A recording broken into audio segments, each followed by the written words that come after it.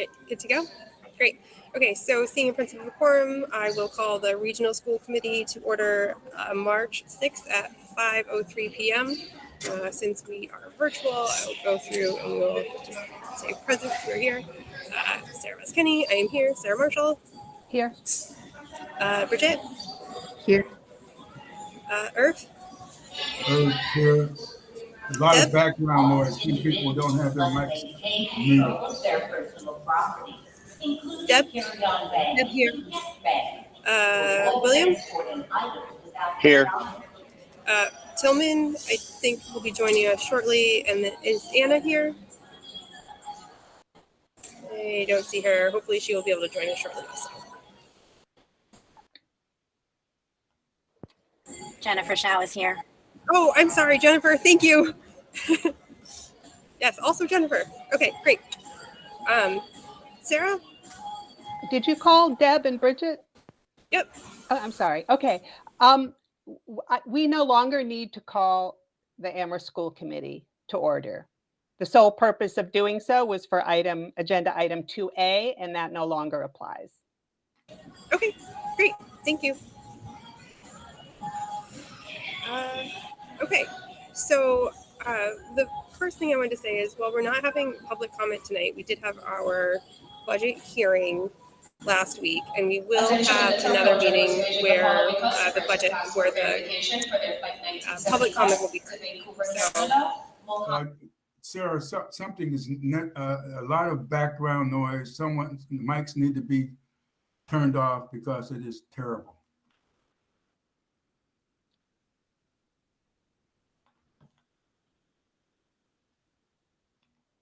is that better? No. It Okay. sounds like someone's in an airport terminal.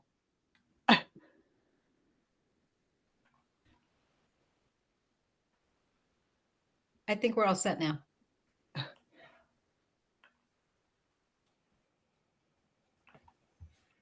right. Well, so is that better? It's not going to be great.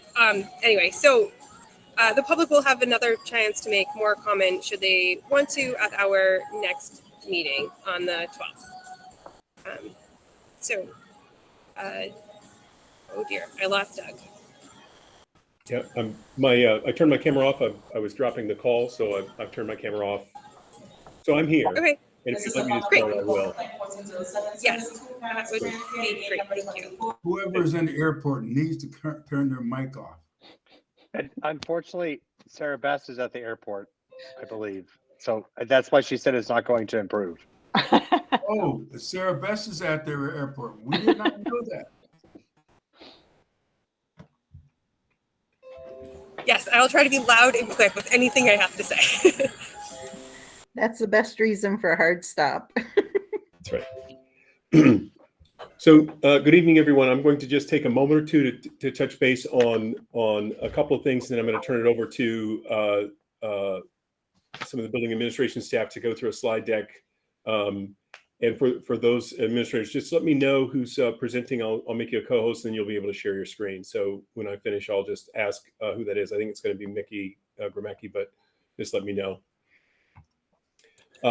So what I have here first is the sort of typical consolidated expense plan for the budget. This has not changed much from what you've seen before. This is estimates based on projections of level services for the coming year. Most of the numbers here have not changed. There are a couple of questions that school committee has asked. I'll try to get to those at the end and talk through some of those particular questions around central office and school administration. So I'll try to get to those. The one thing I'll point out on this is that this number here in the additions and reductions is partly the addition and reductions specifically we'll speak to tonight, as well as the $500,000 in ESSER funds that we're going to apply to help support our budget, which shifts cost to the grant from appropriation. But this number, this 36,996,441 has been the same over the last several meetings that we've discussed. Where I want to spend a little more time tonight and again, just a minute or two is some of the things that have changed on this adjustments, additions, and reductions roster. A few small changes to this adjustment section. I'm simultaneously admitting people to the meeting, sorry. The main one that we'll notice here is the shift of custodial salary to revolving fund. This is really, it's not a reduction of staff. It's a shifting of how we're funding those staff. We had 0.25. I've bumped that up to 0.5. I think the revolving fund that we utilize to cover that can tolerate an additional $9,500. That's the one change in this section of the budget. In the budget reductions, we've refined our review of this. And so some of what you'll see in here has changed, some has not. Some new things like the central office expenses, some superintendent's office reduction of 4,000. District-wide professional development has been added to the list as an additional reduction. Some more specificity in some of the teaching and paraeducator lines. And some reductions in how much reduction we're making. But I'll let the building staff speak to that a little bit more. In looking at this level of reduction, the staff turnover number, which is really an estimate of potential insurance savings, among other things, but mostly insurance adjustments based on this is gone up a little bit. And we've added a middle school program restructuring summer school reduction here as well. And those are the primary changes. And again, we're getting to this number of 1,689,871 as the target of reductions we need in order to meet and match the resources we have available to us as we understand them currently. And so there were, like I said, a few other adjustments to this to try to shift those costs and reduce some things in some other areas. And so I just wanted to point those out to everyone. I will stop sharing at the moment and then switch over and ask the building administration to present their slide deck. And I believe Mickey Gramacki is going to start. So I'm going to make her a co-host, which should allow her to share her screen and share the slide deck that they put together. Yeah, actually, people can hear me. I'm going to start. Yeah. I'm going to say something before Mickey starts to go through the slides. Thank you. Go ahead. Okay. Yeah, so before we get into the details and answer questions about how we've tried to minimize the impact of this latest round of budget cuts, I feel I have to say just how frustrated I am with really the townspeople, how once again they've chosen not to make the public schools in Amherst a priority. It's no secret what terrible shape that the school buildings are in this town. Well, maybe some people don't know just how bad they are. I'm sure a lot of people don't know that when that rainstorm hit in September, the amount of work we needed to do, we had to reassign 6 classrooms in the middle school because ceiling tiles had collapsed in the classrooms that night.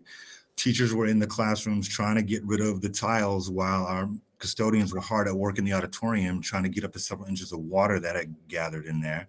And that's throughout the day, ceiling tiles in 2 more classrooms collapsed. It was not a safe environment.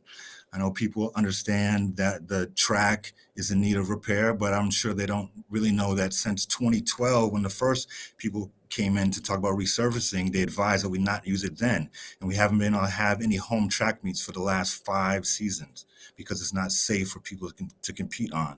And I know people know how disgruntled the people in the union that represent our paraeducators, our teachers, our clerical and maintenance folks are with the contracts that they have, and they haven't been given a fair living wage increase. And despite all of that, the townspeople decided to put their efforts into raising money to build a new library. And I have nothing against the Jones Library. It's just, it's not a priority right now when we have all these other things that we need that need our attention. Because all of this stuff has such a negative impact on the people who are in charge of educating our students. Obviously, our students are going to have fewer choices now. Some of their favorite teachers are being told to leave. And on top of the fact that there was all this money raised for the public library, we also have a private college in our town with an over $1 billion endowment. And we have the flagship university of the state in our community, and we still have to once again make budget cuts. I don't know when all of this is going to change. This is my 18th year in the district, and it seems, maybe there was 4 or 5 years that have passed that there wasn't major cuts and reductions, But once again, people decided this town to not make the school a priority, and then we haven't put pressure on Amherst College and UMass to do anything other than give us a minimal contribution to support our public schools. And I don't, something has got to give. Now we're trying to ask, our underpaid and undervalued educators to continue to educate and support our students to do more with less, because now there's going to be fewer teachers. All this week we've had to have conversations. When I say we, I'm talking about my admin team who's done a great job of trying to be thoughtful in how we've done doing this, but it's still an impossible and obvious terrible task that we have to do. Try to figure out how to do more and ask people to do more with less resources, with less people in the building, less programming, less people to support the students. Now, yes, there's this talk about how enrollment has dropped over the last whatever years. That may be true, but the number of high need students has risen in this building, in our whole community. And so into trying to educate all of our students, we're being asked to do an impossible task. So really, I want to know how and what is the school committee going to do to make sure that we're not in the same position again next year and going forward? Because this can't continue. Something has got to give. Excuse me, point of order. Jennifer? Talib, thank you for that statement. Just in case there's anyone listening who doesn't know who you are, could you introduce yourself? Yeah, my name is Talib Sadiq. I'm the principal of the high school and interim principal of the middle school. Thank you, Talib.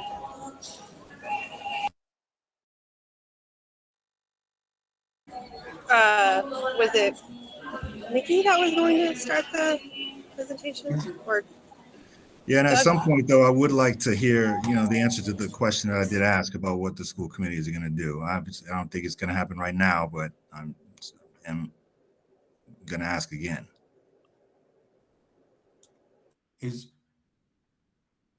Are we, well, just, I guess a point of order. I mean, Sadiq has Sure. just made a point of order. Sadiq has just made an incredibly impassioned talk about the, Sarah what I Bess, you need think, to mute. Sarah Bess, Yep. in terms of you trying to chair from where you are, it may be better to turn it over to William, because the interference is becoming too much to tolerate. Absolutely. So, in terms of Sadiq and what you just said, especially in related to town priorities, that is an issue that needs to be revisited over and over again, because there are town priorities that have been added in recent 3 years that needs to be re-examined. We need to we need to know and say that education is a priority. If other things are a priority, then we need to know why those things are prioritized above our kids, especially in the secondary level. Secondly, I believe that the regional financial model is broken and needs to be reevaluated, restructured, relooked at in all kinds of different ways. Because when you talked about the middle school roof, it pained me, because I've said to the school committee that it is not a plan to apply for a grant. That is not a plan. The 4 towns need to get together with whatever resources that are necessary to relook at the funding of the regional schools, because this regional school model, along with the priorities that are set not only by the town of Amherst, but other towns, in terms of where education fits in there, that all needs to be reevaluated, relooked at, restructured, and brought to the table so our kids are really the priority.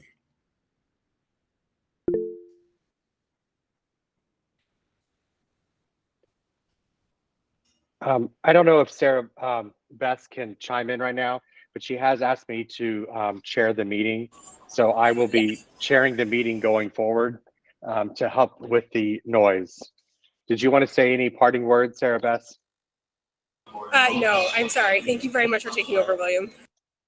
No problem. And I did not print the agenda, so I apologize. If I may offer, what we have at the moment is a slide presentation from the administrative staff, and I think Mickey Gramacki was going to take it and go through that slide presentation. So why don't we turn to her, and then you guys can come back to your discussion, I think is the order of events. Thank you so much, Doug. Hello, everyone. I'm Mickey Gramacki. I'm one of the assistant principals here in the high school. I'm going to share my screen. Give me 1 second here.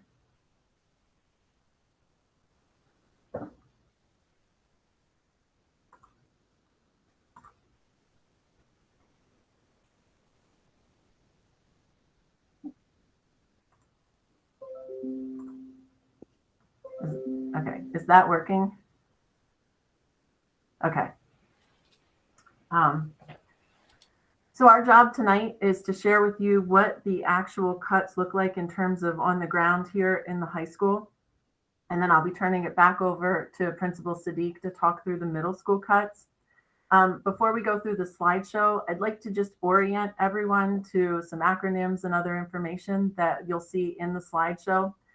For example, FTEs, for those of us who work in buildings and education, we know that that's a full-time equivalent. So when you see things like 0.5 FTE, that means half of a teacher. So a full-time teacher or staff member or administrator is 1.0 FTE. So therefore, half of that or part-time, it could be a third, which would be 0.3 FTE or 0.5 FTE. I think we're good. That's what you'll see. So I wanted to make sure you understood that. And also, since the high school has moved to the 4x4 block schedule, the way that works is that teachers teach 6 classes over the course of the year, 6 semester classes. So each semester they have 3 blocks. And certainly there's teachers who have quarters, so that would be half of that. But for simplicity, we'll just say blocks. So 3 blocks in the fall, 3 blocks in the spring. So what that does is that creates thirds. So when teachers teach, 1 period for the entire year, that's a third. Then the second would make them 2/3.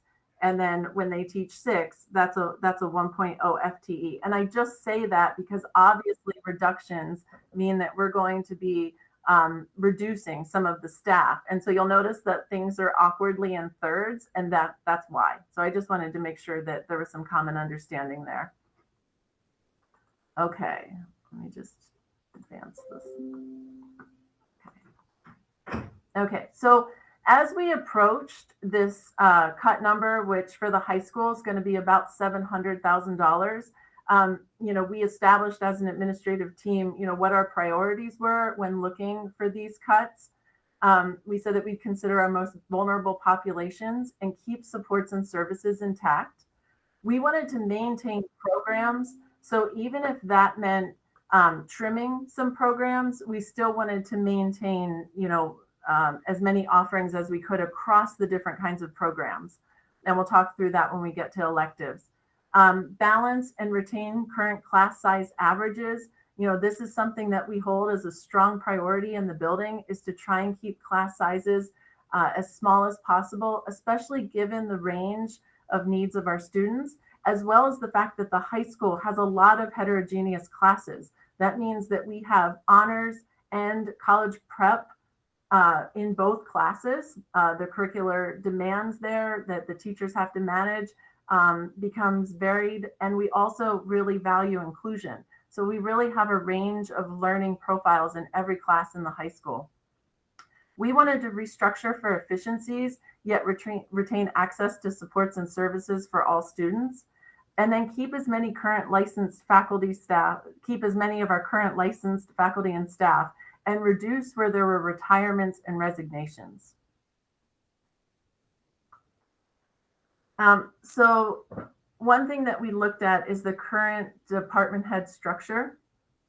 And what I want to make sure that we emphasize is how important the department heads are to this high school.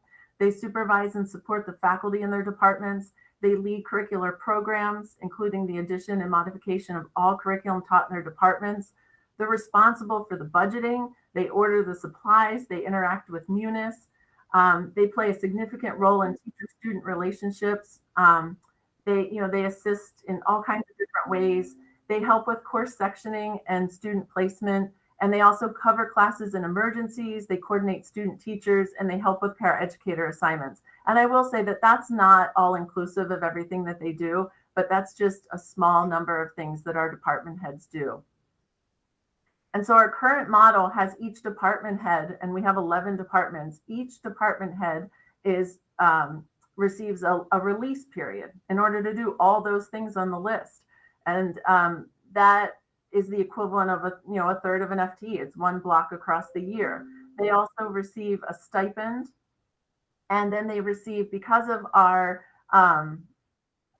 more complex teacher evaluation system that requires entering goals, it requires multiple observations, it requires mid-year and end-of-the-year formative evaluations and summative. We also do a very small stipend of $232 for each faculty member that they observe. So currently there's 11 departments, and the cost to the region is approximately $285,000 to maintain that current model. And that's with 11 departments, 10 of them having actual release time. The guidance department has release time in the form of a reduced caseload. So our proposal is to consolidate departments and go from 11 departments at the high school to 7. So we are going to have to work this out in accordance with the contract with our department heads. This is one model where in essence, there is a reduction, but it doesn't have a direct impact on class size per se. And then some duties currently held by the department heads, we're going to need to review and shift to other places. High school, summer school, and summer work stipends. So interestingly, after COVID, when we moved to the block schedule, it does afford students multiple opportunities to retake a course. So for example, if you took a course in the fall and you weren't successful in that course, that student could retake the course in the spring. So what that did is that actually decreased the number of students that needed credit recovery. Those of you that have been around for a while know that in some other schedules, it was very difficult to schedule 5 core academics, music ensemble, and potentially like a support class. So we were offering health and physical education in the summer so that students could still access the full curriculum and have access to those courses as well. After the block schedule, we did not have a need to do that because if you take a music ensemble, you still have other blocks available for electives. So by 2023, our enrollment dropped to 14 students. And so our plan is we had a $20,000 budget for summer school, and we ran a traditional summer school. At one point, it had 125 students in it. What we're going to do moving forward is develop an individualized credit recovery plan for each student that absolutely needs that credit recovery in order to graduate. And so we have a couple teachers that are willing to do that are returning from our previous summer school program. And then in the summer, it was a really important opportunity to provide teachers and staff with time to look at curriculum, review curriculum, in some cases help teachers who had never taught a course be able to get time with people who knew that course well. And so we had a budget, actually, I think it was $34,000 across both buildings. And so what we're going to do is significantly limit the work that can happen in the summer to just essential training and curriculum work. So, we weren't able to make this number of cuts without going towards class size. And so we looked at our class size report and had a sense over the last couple of years, we know that we have cut from English and social studies. Those have been the departments that have had cuts, among others, but we had not cut in math and science. And that's for, different reasons. And we know that there's a lot of support classes in math and science. We know the lab certainly creates some constraints with class size. But what we found is in hiring math teachers, I don't know if you're aware of this, but we went almost an entire school year with a vacancy of a full-time math position. We currently now, we currently now have a 0.5 position that's in the department, and it is currently filled right now. But we know that in the future, that is going to be a very difficult course, position to fill, a 0.5 math teacher. And so we looked at the numbers, and we are proposing, and again, all of these cuts are very difficult, a 0.5 FTE, so a half of a teaching position, the one that actually exists in the department as a half-time teaching position. And we're looking at things like AP courses that often get requests of about 29 to 32. We split those sections into, 14 to 16. In this budget climate, we're not going to be able to do that. We're going to have to run those AP courses at 29 to 32 students, which, you can imagine it's not ideal. And at the same time, we feel like it's what we're forced to do. One of the other things that people don't recognize either is that not only does it create a large class size, but once a course becomes a singleton, it's very difficult when you have multiple singletons that you're asking for, which often happens in the junior and senior year. So it forces students to have to make choices. And, we don't want to ask students, would you rather take your orchestra ensemble or your AP calculus? We pride ourselves on a building that really allows students to do a lot of things. And so I just want to say that while that might not seem like, a huge consequence of this cut, it really does become higher stakes when students can't get what they need and what they want. We're also proposing, for a similar reason, we also have a 0.5 health and PE position that has been impossible to fill. We are incredibly grateful for one of our paraeducator staff members who has stepped in the entire year as a long-term sub because we've not been able to fill a 0.5 position. So we are going to reduce that position for next year. It will lead us with needing to determine how unified PE will be taught. It also will have an impact on the class sizes for health, which is a required course for all ninth graders. It's an important course. And, again, we're going to look at, the overall course request numbers to determine how to address, that reduction specifically. So moving to high school counseling. And again, in this climate, cutting a counselor is not what we want to be doing right now. So again, we're trying to use data. We're trying to make the best decisions that we can make. Our counselor caseloads right now, you can see, are over 200. We have 98 students and 90 on counselor caseloads where those counselors have agreed to take on other responsibilities. We have a college and career counselor. We have an AmeriCorps member who assists the college and career counselor because that, Ms. Cuffy Gray, our college and career counselor, manages the entire school of 830 students when questions, issues, concerns come up in addition to the regular meetings. We do have 3 full-time adjustment counselors that cover specialized IEP programs, and they also cover all the IEP counseling that's in grids. And then we also have a bright clinician. So that's our current counseling model right now at the high school. So our proposal is to cut one of those caseload counselors. And so we are going to be working with all of the people involved in this group to see, how to best, have the responsibility shared. So I'm not saying that caseloads will definitely be 240. There might be some other ways to move things around or adjust it, but I wanted everyone to see that we are going to have to increase caseloads by 12% with this cut.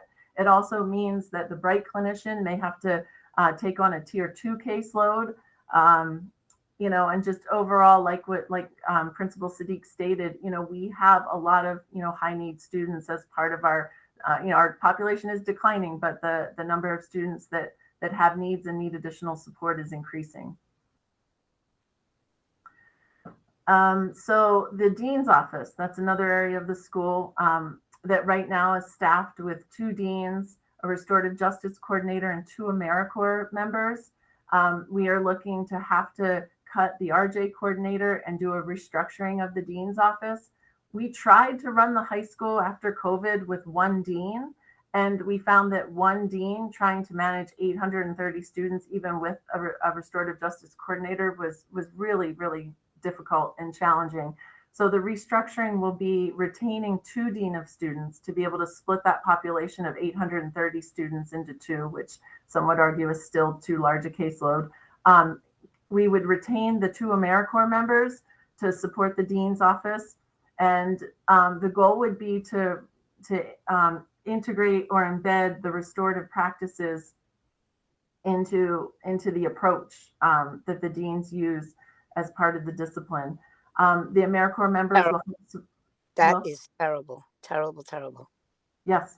So AmeriCorps members will help support. Got to respect this proposal.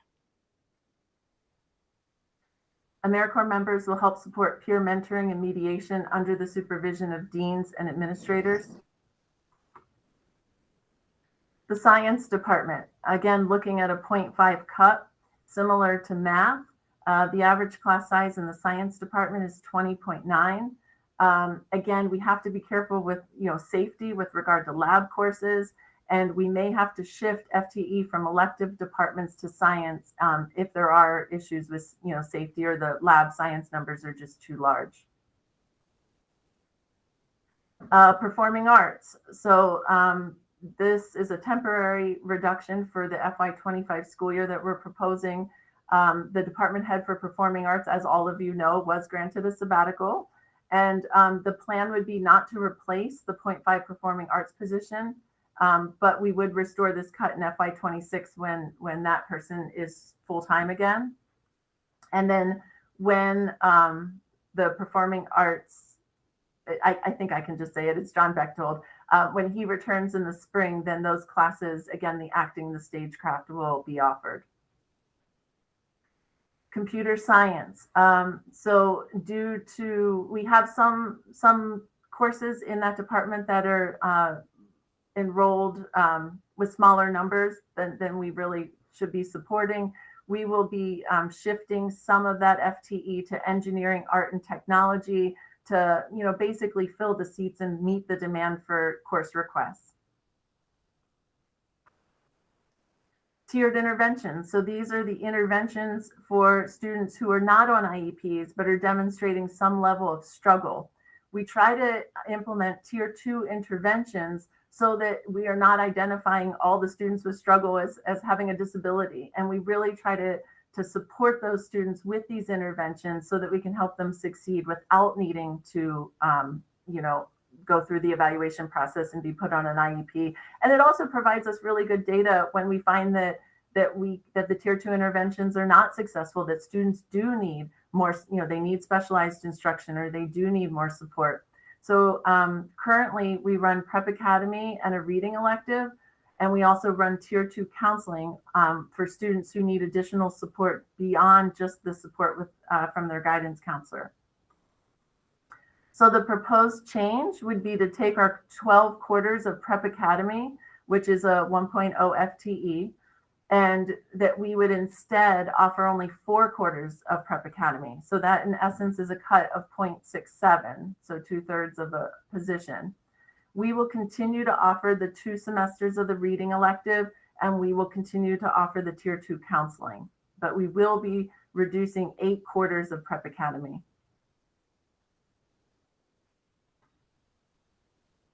So in special education, 1.84 FTE with some restructuring based on student need and our numbers and our populations. So our AIMS program, those numbers are over 30, and we cannot do a program, no matter how excellent, and everyone knows the AIMS teacher is excellent. That is just too many students for one teacher. So we've had to actually add a second teacher to the AIMS programs to properly support more than 32 students. This means we will be reducing the total number of academic skills sections offered. There are many students that are moving to the 40-minute flex block for their academic skills as opposed to the 75 minutes. And then we had an educational team leader position that was 1.0, but it was half ETL, which is educational team leader, and half academic skills teacher. So what we're doing is, because of the 504, we have a large number of students with 504s in the building. We're moving that coordination and that sharing of those meetings to the ETL in special education so that that position is full-time. Instead of half chairing meetings, half teaching, it's going to be a full-time position chairing meetings. We're also going to restructure the delivery of behavioral services. The BCBA, that's often the acronym, that is the acronym used. So it's a board certified behavior analyst. Currently, there are 2 of those positions in the region. We will need to reduce to 1, but our hope is to add 2 RBTs, or registered behavioral technicians. Those positions are at a paraeducator scale, so to speak, in terms of pay, but these are often people that are doing their field work and are doing work towards becoming a BCBA. And then in the high school, the last proposed reduction in order to meet the number is 2 paraeducator reductions. So, we hope to do this through retirements and resignations. The plan is to reduce the general education or special education. We have to, again, look at IEPs and we have to look at the numbers from 47 staff members to 45 while ensuring that all of the IEPs are being met. So that very long list of items is what the proposal is for cuts to the high school. Given the number that we were given, we had to reach. And at this time, I'm going to turn it over to Talib so that he and Doug, I think you'll have to share or make Talib a co-host so that he can share his screen, or I can just scroll for you, Talib, if that works too. Yeah, I think it's simpler if you just do that, Mickey. Okay. Do I need to go back to a different view? So while Mickey's figuring that out, I will say again, my admin team has been working hard, and this is rough work, having to try to figure out how to support and educate our students with less, and telling people all week that they're either losing their job or their job is being reduced, and so now they may not be getting benefits. So all these things are happening. And we're trying to work hard, again, to try to keep the experience for students as meaningful as possible and to try not to overburden our educators any more than they already are. But it's impossible to do that. And again, if the people in this town really value public education, they'll figure out a way so we don't have to keep making these cuts. I hope that those people listening are as frustrated as I am that we have to do this, and talk to your school committee or whoever else is you need to talk to so that we can shift some of those tens of millions of dollars that were raised for the library to the public schools, or get money from Amherst College and UMass on a regular basis so that we don't have to ever make these sort of cuts again. So we can add in counselors and paraeducators that are paid well and other support staff and teachers instead of continually cutting them. But now I'm going to go through some of the cuts and the ways we've tried to, again, minimize the impact for the middle school. So you can see what the priorities are for the middle school. We're trying to keep class sizes as low as possible and as close to the way they are now as possible. So you can see the numbers, the average of 21, it's around 21 students in class. So we'll also say, you can see that, so our current 8th graders, when they were in 7th grade, there was one team that had 4 core teachers, and then another team that had the 4 core teachers plus 2 more teachers, one teacher that taught math and science, another teacher who taught English and social studies. Those teachers were cut, and that's the second time that in the last 4 years that we've had to do that. We understand how valuable the exploratory experience is for the students in the middle school. So we're trying our best to maintain that, to give students a real good sample of some of the things that they'll be able to take in a more in-depth way when they get to the high school. And the way the current schedule is and some of the challenges with it, you can see how wide of the class size, how much it varies. Anywhere from 6 students in some classes to 31 students in others. And as we go through this, you'll understand a little bit more on why that was and how we're trying to shift that in the future. If you can go to the next slide, thanks. So we also understand the value in exposing students to world languages. So we're still going to be able to offer Spanish, French, Latin, and Chinese at both grade levels. It's going to, again, look a little bit different, similar to orchestra, band, and chorus. A lot of these classes are honestly not to devalue any of the classes that are offered here, but some students are a lot more into the world language or band and orchestra or some of the elective classes than they are in the core classes. We wanted to have a variety of ways to get students engaged in learning and to help them to, of course, be more well-rounded students. And we're bringing back the engineering class that was once at the middle school. One of the main reasons is because the Innovation Pathways grant that we were able to get for the high school, which allows students to go and it's the Advanced Manufacturing Pathway, which gives students an opportunity to earn certificates in advanced manufacturing and do some internships. In other words, we want to really get students prepared for that, especially in 8th grade before they go to high school, so they can earn better position to take full advantage of that opportunity. And one of the other things, one of the challenges of the schedule, why the class size varied so much, because when the classes are offered and the way things were structured, it also created somewhat of a de facto tracking, because a lot of students that were in band, orchestra, chorus, or took world language, they had to be grouped together in those exploratories. So that, created other problems as well. And there's a lot of issues that come up that aren't going to be captured in these slides. So again, I'm hoping that people will advocate that we don't ever have to do this sort of presentation again. If you can go to the next slide. Do you want me to explain these ones? Yep, I was going to ask that you do that. Right. Appreciate it. Hi, I'm Rich Farrow. I'm one of the interim assistant principals here at the middle school.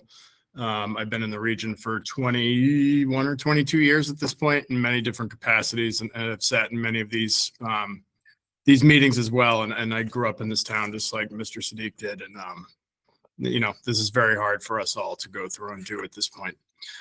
So I just want to explain a little bit of detail in terms of the scheduling and what we're dealing with the exploratory language and ensemble courses that we have. So I'm going to walk you quickly through a current 7th grade sample schedule, somebody who takes an ensemble and a language, and a current 8th grade student with that same if they take an ensemble and a language. And because of the way that our schedule is structured and what we're currently doing and how that is really impacting the number of students in our other exploratory classes, like Mr. Sadiq was just talking about. So if you look at our current 7th grade student, I have a semester 1 and a semester 2 up there, and we have a rotating 7-day schedule where we drop a class each day. And so if nobody has seen that before, you have not seen that before, it's a little confusing. But for right now, all we really need to focus on is the 2 blocks of the day for 7th grade where they have their exploratory language or music classes, their ensembles. And for 7th grade, that's during the morning B block, and 8th grade, that are in F period in the afternoon. And so this is a sample schedule. So semester 1, depending on which day it is, because we have this drop schedule, a student who has band or orchestra or chorus is going to have that during A1 and A2. So that's 2 of their 8 potential exploratory blocks, right, taken up with band. And then in the afternoon, if they take a world language the way it's currently done, they will take a world language both blocks. So that student wouldn't have during semester 1 access to any of our other exploratory options currently. If we move into semester 2, they will take band still during that B block, but it will be every other day. And the opposite day will be a drama class. It could be art or PE. I just put drama in there for this particular example. And then in the afternoon, because world language currently in 7th grade is offered for a full semester every day, the other semester that student would be able to access 2 of our other exploratories. But it does mean that they are not able to take the other exploratory options that we currently have in 7th grade. That same student going into 8th grade, currently, the ensembles in 8th grade are every other day all year long. And so during our A block, that same student would have band opposite something like currently like our hip hop dance class, or in semester 2, a health class. And then in the afternoon during the B block, because the world languages are every day in the current schedule, in 8th grade, they would have world language every block or every possible spot in that block in the afternoon. So this particular student in 8th grade has very little access to any other exploratory classes with this particular schedule. And that applies to a significant number of our students. Right now in 8th grade, we have 135 students taking a world language. And then we probably have another 75 to 90 students taking an ensemble. So this is a very significant portion of our school population right now that has this type of a schedule. The next slide, can we go to the next one? Great. So this is an example of a 7th grade student with a language but no ensemble, and an 8th grade student with the language and no ensemble. And now you can see that the same thing is occurring with the world language in both years, but the student doesn't have the ensemble. It flipped back. We're looking at Looking the at same example slide. one. There we go. Thanks, Mickey. So this student has more access to the other exploratory blocks in 7th grade and in 8th grade, except with the world language being both semesters and every day. This particular student still is not going to have access to quite as many of the exploratory options, right, as the other student. And if we keep going through this, I didn't put up more, but if we kept going through this and we did the same examples of a 7th and 8th grade student with an ensemble but no language, right, or we do have a handful of students, right, who don't have an ensemble or a language at this point in time. And so really the experience of these students, right, at the middle school, where we would really like them to have a similar experience in terms of their options and the things that they're doing while they're here at the middle school and the things that they're exploring, because we call them exploratories at the middle school for a reason. We don't allow them to pick, right? That's the idea behind it, is they get exposed to everything, right? And so then when they go to the high school, they have the opportunity to then take elective classes and start to choose the things that they would like to pick. And sometimes they don't like that at the middle school, but it allows them to experience those things. And I know from my own personal experience with one of my sons who came through, who didn't enjoy art in middle school, he ended up taking 8 art classes at the high school and is now TAing an art course. And it was unbelievable. I could not have guessed that would happen. So it's very important that our students are exposed to, you know, all of the potential options that we have. And currently, with no fault of anybody's, you know, of anybody who's made the decisions about how we're doing this, but with our current schedule structure, right, and how we have things, our students are not experiencing that same type of curriculum. So if we look at, what I'd like to do is look at the proposed schedule for, and then afterwards, Talib and I will, and Ms. Reed will kind of explain a little bit more.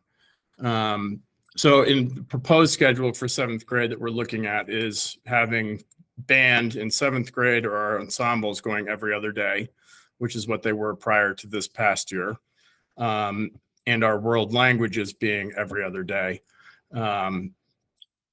moving forward, which is something that, again, right, it's not necessarily what we would like to do, but this is what we're dealing with at this point in time, and this is our proposal. So if we look in our morning block, right, where we have our band opposite our world language, and then in the afternoon, it would allow that student to have health, art, PE, drama, right? So they would have access to all of those classes. And then in 8th grade, right, they would have a very similar schedule, and they would be able to access those classes, those other classes again. And that equals out the amount of time that they have in those, because the health classes, the art, the PE, and the drama are all every other day courses for a semester. So they would be similar in the amount of time that they would be seeing our band and our world language classes. And then the next one we've got right there is somebody with a language but no ensemble. And so we have an intro to music. Currently it's called songwriting, but an intro to music class that we would like to have our students, at least in 7th grade, be able to access, something that's taught by Marcia Gomes, who's also the chorus teacher. It's something that's currently taught, but it's kind of sporadic in terms of who has it and when they have it. And so students would be able to take that. So they would have a music, even if they didn't take chorus or band or orchestra, they would still have the ability to have access to a music class and do that in 7th grade. Opposite world language in semester 1 you see, and then I just put art in here right in semester 2. And then in this particular case, right, this student has art twice this year, right? And so the idea is that hopefully we are able to get everybody the chance to take all of our exploratories twice while they're in middle school. And it won't be perfect, right? But this is the particular example I have at this point. And then, wait, can you go back to the other one, Bob, real quick? Or Mickey, can you go back to the other one? Thank you. Oh, 2 back, sorry. So the same 8th grade student, right? In this case, the difference here is that we have the engineering class, right, in 8th grade, which we would be able to get all of our 8th grade students through. And that's something that we'll talk about when we get to our next slide. I just wanted to point that out, though. All right, Todd, do you want to talk? Yeah, Take this on? sure. So again, this is more explanation about what Rich was just saying, but you can see that, you know, now 7th graders, they take world language every day in the first semester, and both semesters every day. And then this currently allows students to enter 9th grade and go to the 2nd level of courses. But as Mickey was explaining earlier about the block schedule, one of the advantages of it is now that if students don't take the language as much in middle school, they could still potentially double up and reach the level 5 or AP level in high school. And it's similar to math. Students can, if they didn't take 8th grade algebra, they could also double up on math in 10th grade and have reached AP calculus by 12th grade. All right, if you want to go to the next slide. So this is a list of, again, the cuts we're being forced to make because public schools have not been a priority. People decided to raise money for the libraries and allow Amherst College and UMass to buy up property that is no longer taxed. So we can't use that money to support the schools. So we're still trying to do the best we can with the little resources we have. So unfortunately, we've had to reduce the number of sections and offerings of Latin, French, Spanish, and Chinese. We'll still offer them, but there won't be as many sections. So there will be such larger class sizes. We are fortunate to be able to still offer them, but again, we shouldn't have to be making these cuts. All right. So again, more explanation about the impact. So, you know, students are going to be able to continue all 4 languages in both grades, at least for right now, unless we're in the same position next year and have to make more cuts. And I'm hoping that people will do a lot between now and then so that we don't have to do that. We will continue, we'll do our best to balance class sizes so they're similar to the ones in the core classes. Again, try to give every student the same exploratory experience. So they'll have you know, a more well-rounded experience in the middle school and then be more informed about which classes they'll be able to choose when they get to the high school.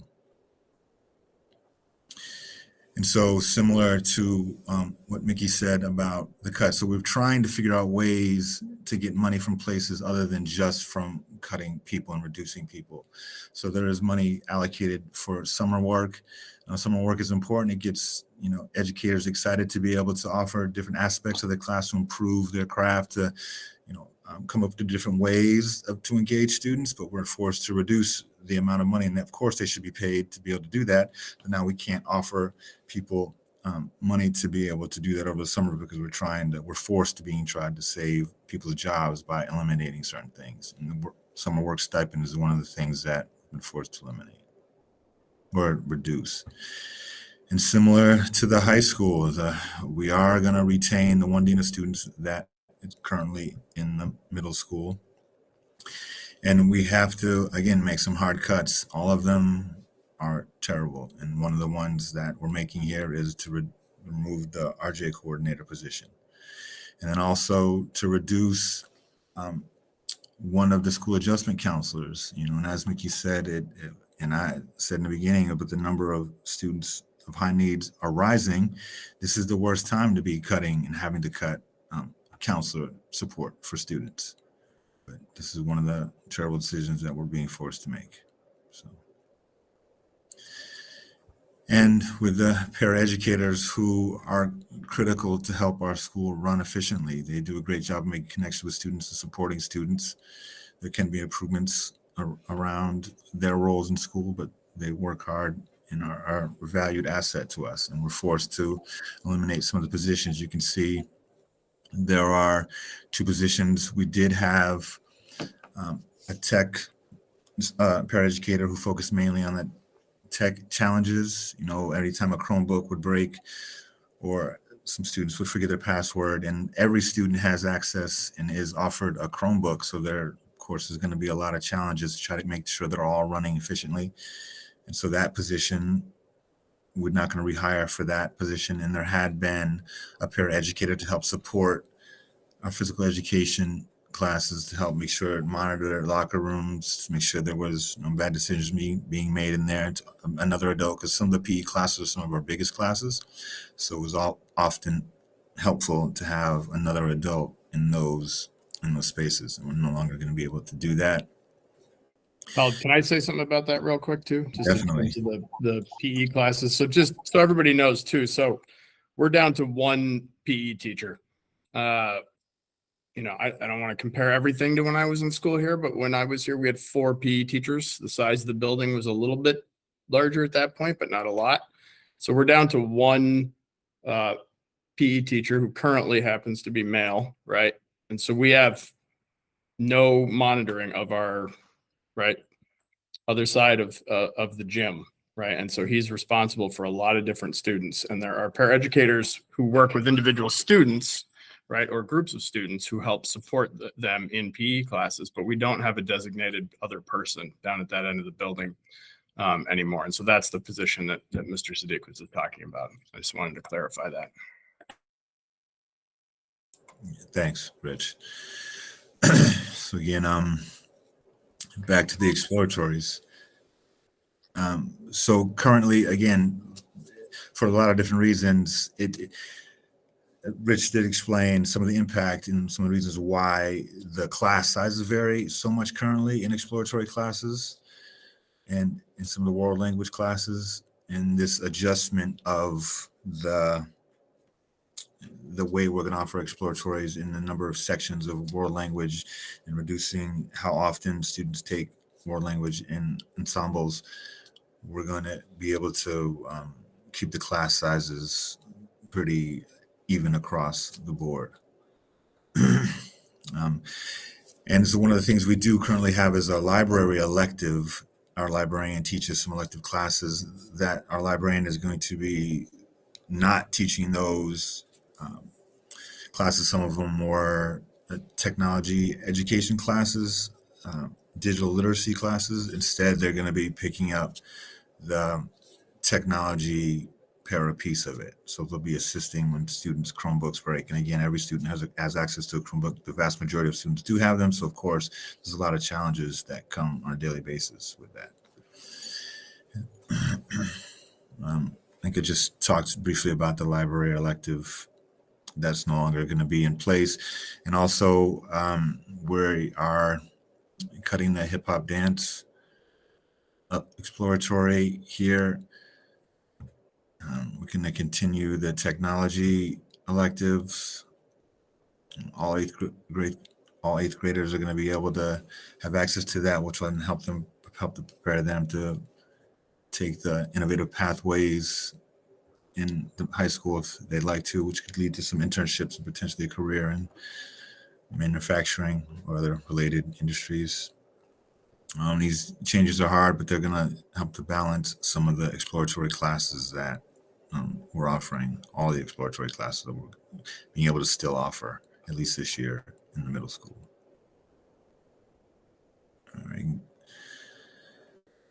All right, so this is the proposed, these are the exploratories, a breakdown of what the ones that will be proposed and offered in next school year.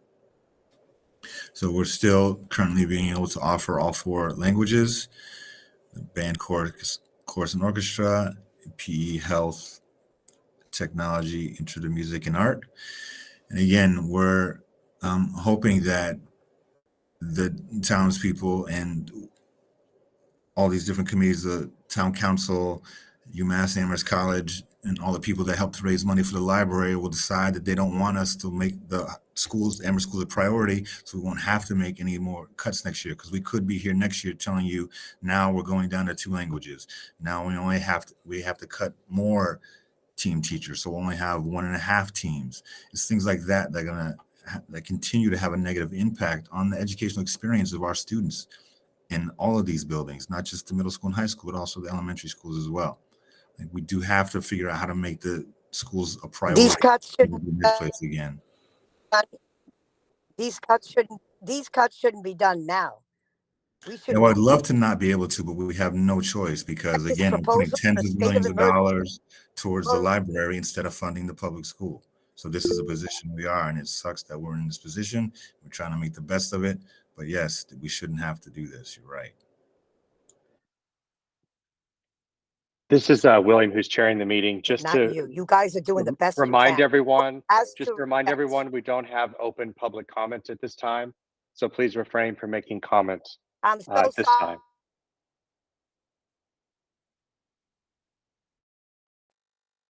Attack on the dignity and integrity of young people, and we should be outraged and reject this proposal and create a state of emergency.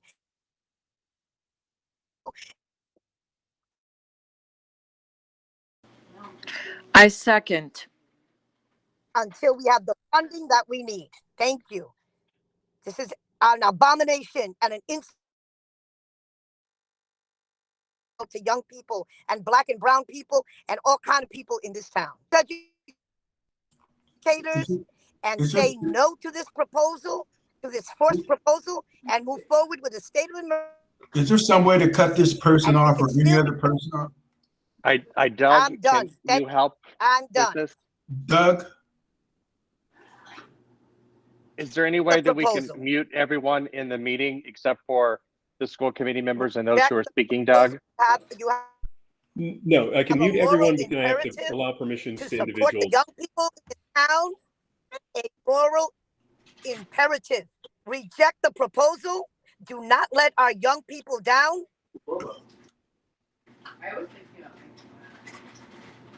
The town will have to do what they got to do. Doug, can you just mute everyone for it. now? It is your moral imperative and your.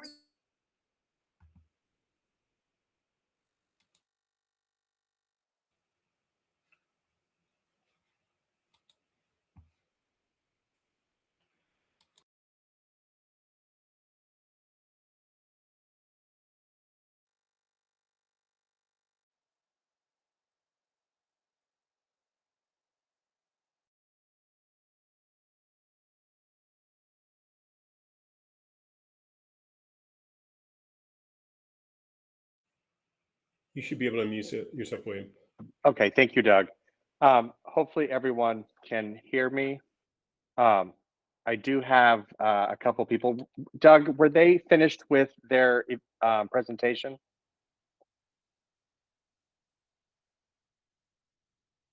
I believe so, yes. Okay, so the first person that has a question is Jennifer Shao. Are you able to unmute her?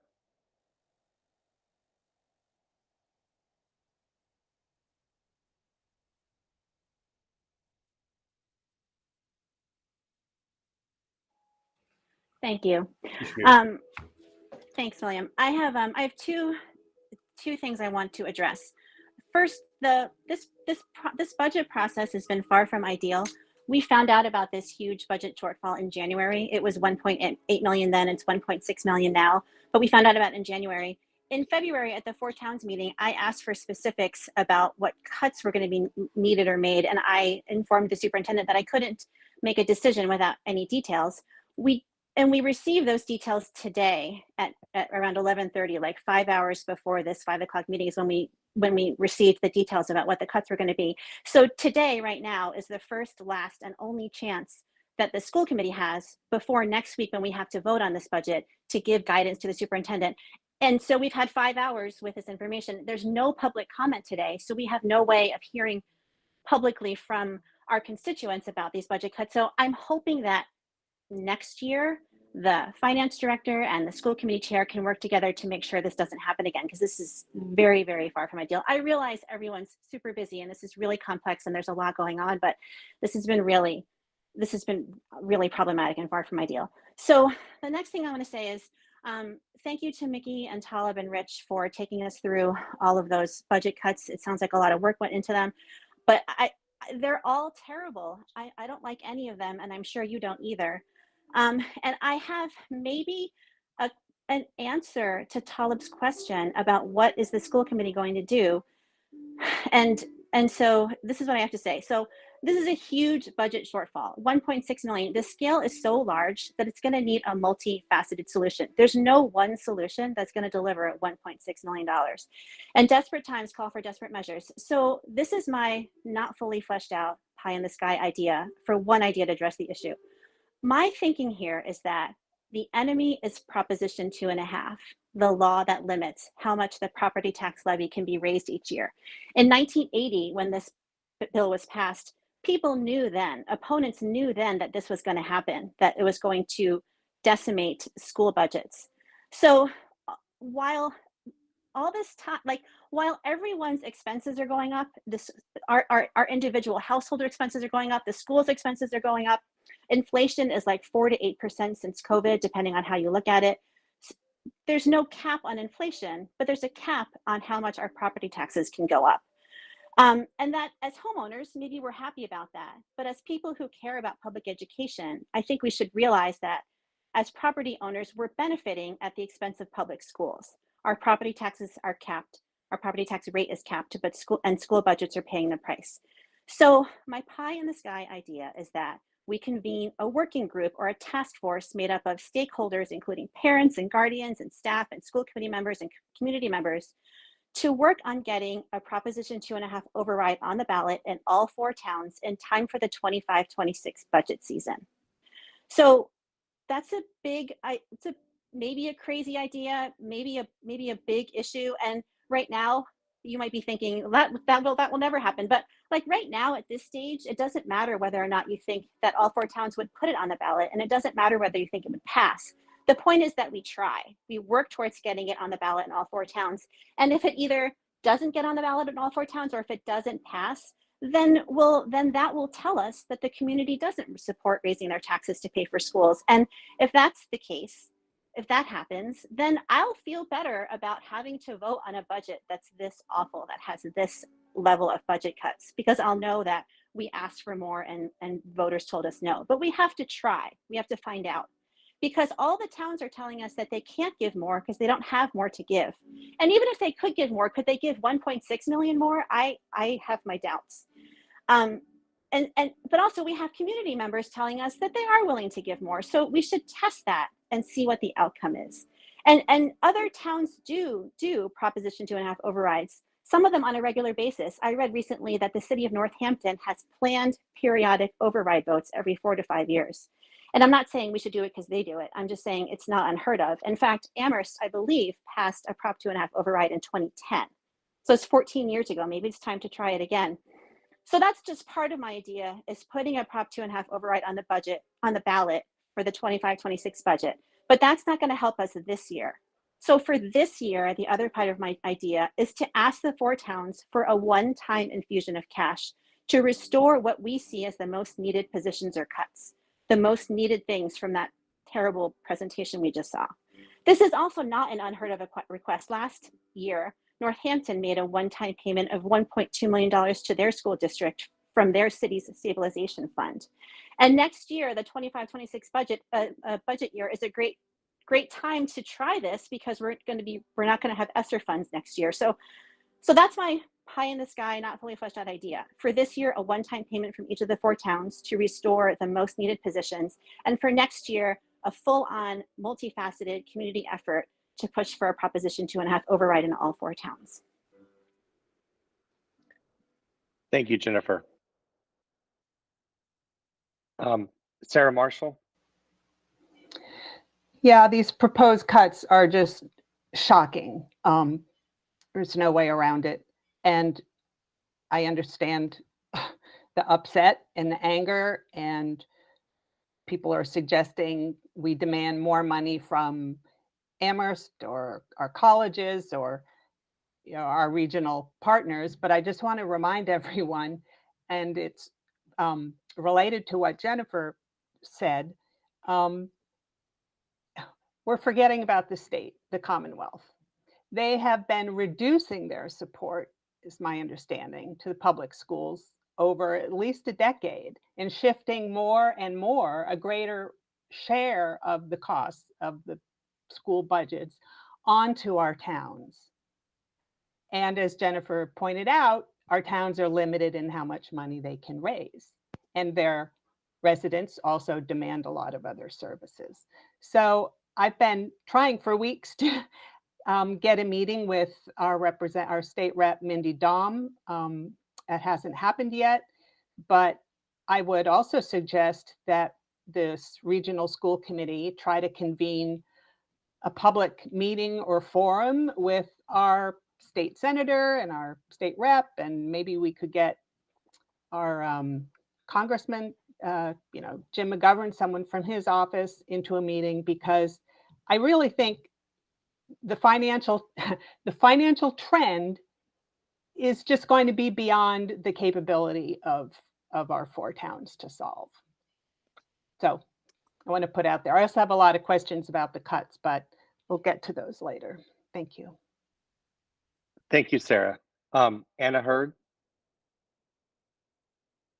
So I think my video is frozen, but I think I'm still hearable. We can hear you, Anna. Yeah. So I agree with Jennifer. I think that those are 2 very good strategies that we should try. I think that some of these cuts are, all cuts, any cuts that we propose are going to be horrible, and nobody is going to like pretty much any option. And so I get that. But I also think that we are potentially making some cuts in areas that we really can't afford. And so I don't know what the solution is, but cutting special ed and cutting the adjustment counselors, these are areas that are absolutely critical and in more need right now. It is a time when they actually need more counselors and more support than less support. And so cutting those positions is actually going to reduce the district's ability to serve students in a way that is going to further gaps in achievement levels between students who are having trouble and the general public. So I want to see if there are ways to avoid those cuts in particular. And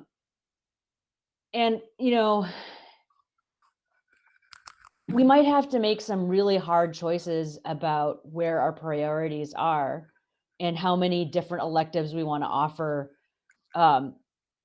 One thing that I would say about the change to the music schedule is that we are prioritizing art and other electives or exploratories over music by saying we're going to reduce band and orchestra and choir and increase the ability to take electives. For some people, music is their elective. Music is their exploratory. They are choosing that because that is their biggest interest. And to take that away from them and force them to take something like drama instead is not doing them a service. It is actually hurting them. And so I think that even in middle school, kids have strong opinions about what they're really interested in. And if they're really interested in music, forcing them to not take music and to take something else instead is really unfair. And so I would say we have to find a different solution to exploratories than reducing the music program. Not because I think music is more important than art, but I think the kids need to be able to choose which and I understand the concept of exposing kids to a variety of different topics, but I do think that there are certain things that kids really know, and by, forcing exposure on them in areas that they have zero interest is only going to lead to disruptions in the classroom and unhappy students. So that's good. Thank you, Anna. Tillman?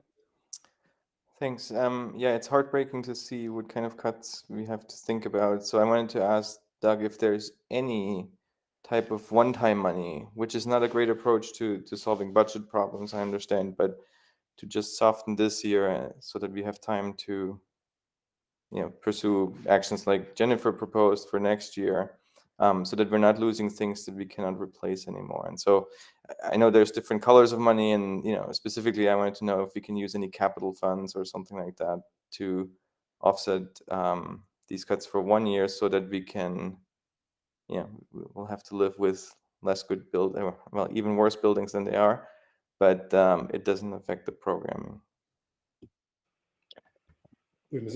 William, is it okay if I answer that? Please, go ahead.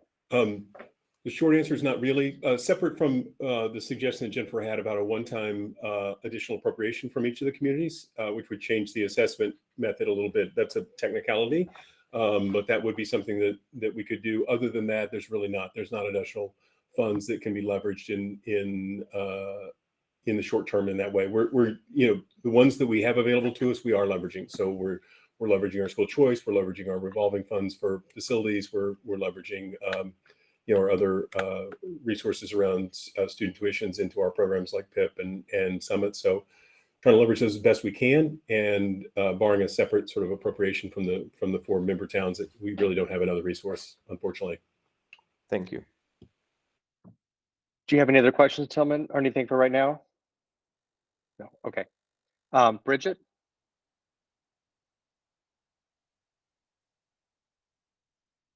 Oh, we can't hear you.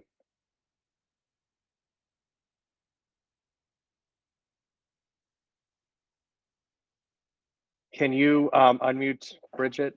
Oh, yeah, she should be able to now. Sorry. Now okay, I thank can. you. Thank you. Yeah, so I guess I just thank first the the administrative team and Principal Sadiq. This is a really hard look, and you certainly place student interest as much as possible at the fore. So don't take anything I say after this, as any sort of pushback on that. But I just cannot imagine just starting with, we all know the middle school's in crisis and is just recovering from a hard time, that the teachers are overwrought. They're really still, that there's so much going on. And so to see an adjustment counselor cut there, a restorative, all the student support, and then another sort of like flip-flop to the schedule that could make it more confusing. Also, on a personal note, I can say without that Chromebook para, that my son in middle school would never have stayed charged or operating, because the Chromebooks were always having something every other day. And, we were on email conditions with that para. So I know that there's a lot of students who are going to be losing support through these cuts. I just wanted to say, first off, like, the very first thing we have in our mission as a district is to maintain innovative, multicultural, and academically challenging curriculum. And I just wonder, this round of cuts on top of another, I guess my feeling is also like Jennifer's about doing things, but I looked more short term. I was thinking, okay, fiscal year 25, 26, we can work on that next, but what about right now? So I went through the budget, and the Amherst town manager has suggested putting solar panels over the parking lot at the high school. There were ARPA funds available for that. We spent $207,000 at the high school on electricity. So is that a place we can cut? The trash costs went up a lot because Amherst doesn't let us use their trash truck anymore because their trash truck broke down. That's like another $60,000. And then I put a letter, it didn't make it into this agenda, but I put a letter into Sarah Bess asking Amherst College for funds and thinking about that. And I think our committee needs to develop a negotiating team to meet with Amherst College, because if you think about it, Amherst town manager can't negotiate for the regional schools. And if Amherst gets pilot funds from Amherst College, those funds are only going to get us up to the 4% that we get from Amherst. So that's a spot. I was looking at the endowments. Amherst College is in the top 20 endowments in the country for higher ed institutions, and you have in that top 20 institutions giving 10 million per year. Those are in bigger cities, but even Amherst College's same size peer endowments in tinier towns than us, giving $1 million a year. So I think we need to look into that and really be at the forefront with that as well. And all those things aside, then if we can get through some of those and get some money right now, the very last thing I would say is, like, we're above average statewide for administration costs, and finding ways, just again, like Irv always says, to get these cuts further from the classroom. I'm really, really not liking the way this looks. Thank you, Bridget. Deb Leonard. I forgot what I was going to say. I mean, I just have some thoughts. The thought first is to the frustration and charge that the community is laying upon us to do better. And I think we're all committed to doing better in whatever way we can. Jennifer has some ideas. Sarah has some ideas. Bridget has some ideas. I don't have a whole lot of anything to add to that, except for the fact that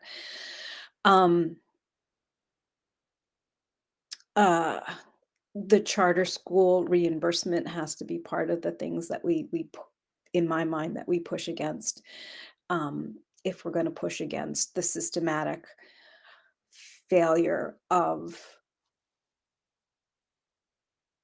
our abilities to provide for the services we think our students need.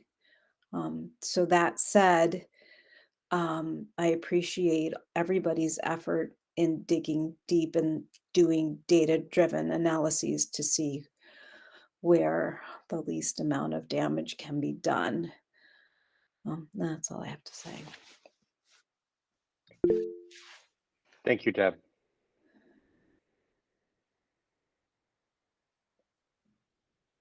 I don't think anyone else, I know some people had some questions. At this time, does any people have questions, not from the community, but from the school committee?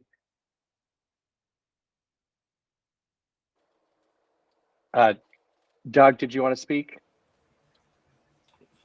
There were a series of questions that were emailed to me, and I think it was may have been from Jennifer. So I'm happy to go through those. They really revolved around some of the administrative costs in the district and some of that. So if that's all right with you, I can kind of go through those and kind of walk you through the different pieces there. Please go ahead, Doug. And so I just, again, I'll apologize to the community. I would normally have my camera on, having a little difficulty with my computer this week. And so the camera tends to drop me out of the meeting. So I'd rather stay on and just have you hear my voice than to have you see me, but then have me disappear suddenly. So one of the first questions was in around school administration and increases to the assistant principal, dean students, secretarial staff of the high school, and registrar, middle school principal, assistant principal, and dean of students. So there's a whole host of things that are going to go on there. Hopefully I'll be able to get through that series of building-based projections that are in the budget. So if you're looking at the line-by-line budget that we produced back in January, that was an initial budget. So for example, in the assistant principal position at the high school, we had projected to both of our assistant principals, our permanent assistant principals, one is a school year position, one is a full year position. Both are on leaves this year. when we projected for this year, we had those leaves included in the projection, and that was part of the budget. When we began this year for and projected for this year, we were not aware of that reduction, or whether or not those leaves would continue. One will and one will not. And is how we budgeted, one continuing and one not continuing, which is why there's a significant increase. And if you look at the sort of adds and cuts, you'll see a high school administrative leave of 0.1. That's the restoration of that leave for fiscal 25. So that is the primary driver of the assistant principal. The other position in high school, the other thing to keep in mind, with the exception of our principals, any of the assistant principals, clerical staff, teaching staff are all in our union contracts. And so some of what drives those increases from one year to the next are steps and COLAs. If people are at the top step, they would just receive a COLA, which is 3% for almost all contracts we have. But if you get a step and a COLA, it can be significantly more than that. So depending on the circumstance. In the Dean of Students, it's reflecting 2 staff members in that role. The reduction of that's listed in the adds and cuts that they went through is going to actually be our RJ position is actually in a different part of the budget. It's in a student support section of the budget, but that is in our reductions on the page there. The secretarial staff at the high school, when we projected for 24, we were understaffed from our standard number of staff, but when we projected for this year, we had full level of staffing in the projection moving forwards, which is why there's a big bump up in the number of in the dollars associated with high school secretarial and registrar account lines there. So really a true reflection of the number of staff we've had. We were working with fewer staff in the past year and projected fewer staff for 24, and the need is there for the full staffing. So that's why that increase. In the middle school, with both the principal and the assistant principal, we're making projections of staff and what we think it might need for those positions in the coming year. And so that's where those increases are relative to what we've experienced in the past couple of years. And with the models that have changed over the last couple of years, how we budgeted has been much different than a classic sort of middle school principal and assistant principal. So that's what's going on in that circumstance. Next question was in the superintendent's office, significant increases to administrative assistant. We have, and this is part of the central office administration reductions is going to remove that increase, but it's a shift of a position that's been funded by ESSER funds over the last couple of years that we're eliminating. Let's see if there's another superintendent's one. No. I think the other thing I would say is that in regard to the HR and superintendent and business office lines, those will be reduced by virtue of the between either central office administration reductions or the committee action COLA reduction. Those will eliminate a significant portion of those increases in those areas. And I think there was one other thing. What was it?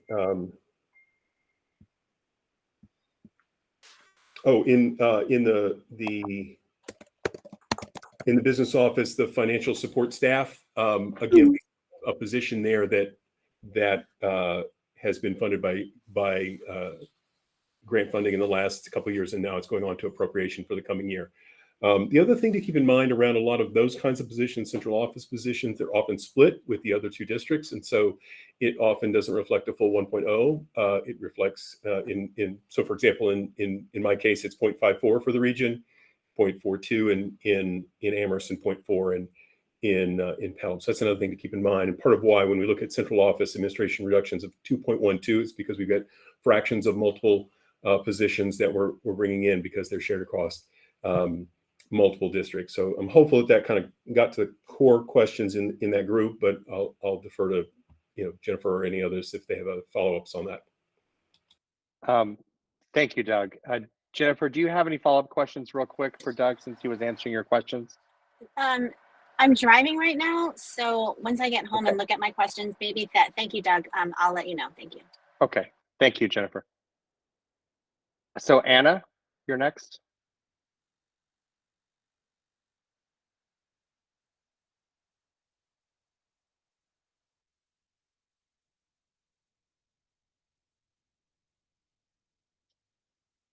Anna, are you able to unmute? Sorry, yeah. Okay. I had a quick question about what goes into other expense accounts for other programs. And then I had a sort of a longer question, perhaps about the Prep Academy, and I feel like it got a little bit glossed over in the presentation.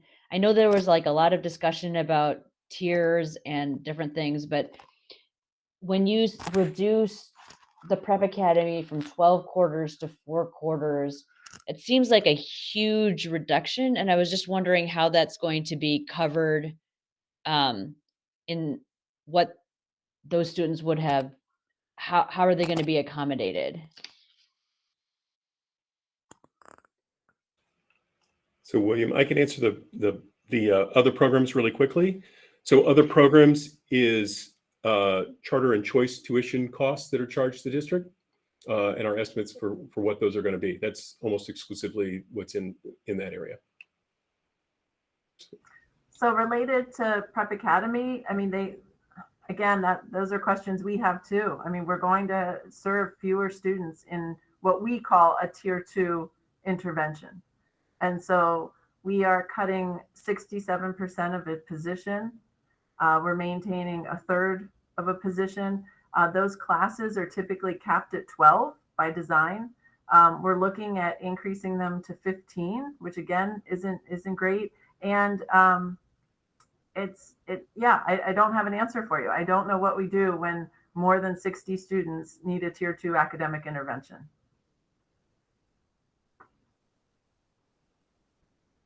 Thank you for that answer, Mickey.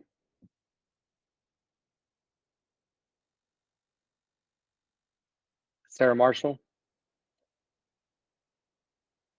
Thank you. So the question is for Doug.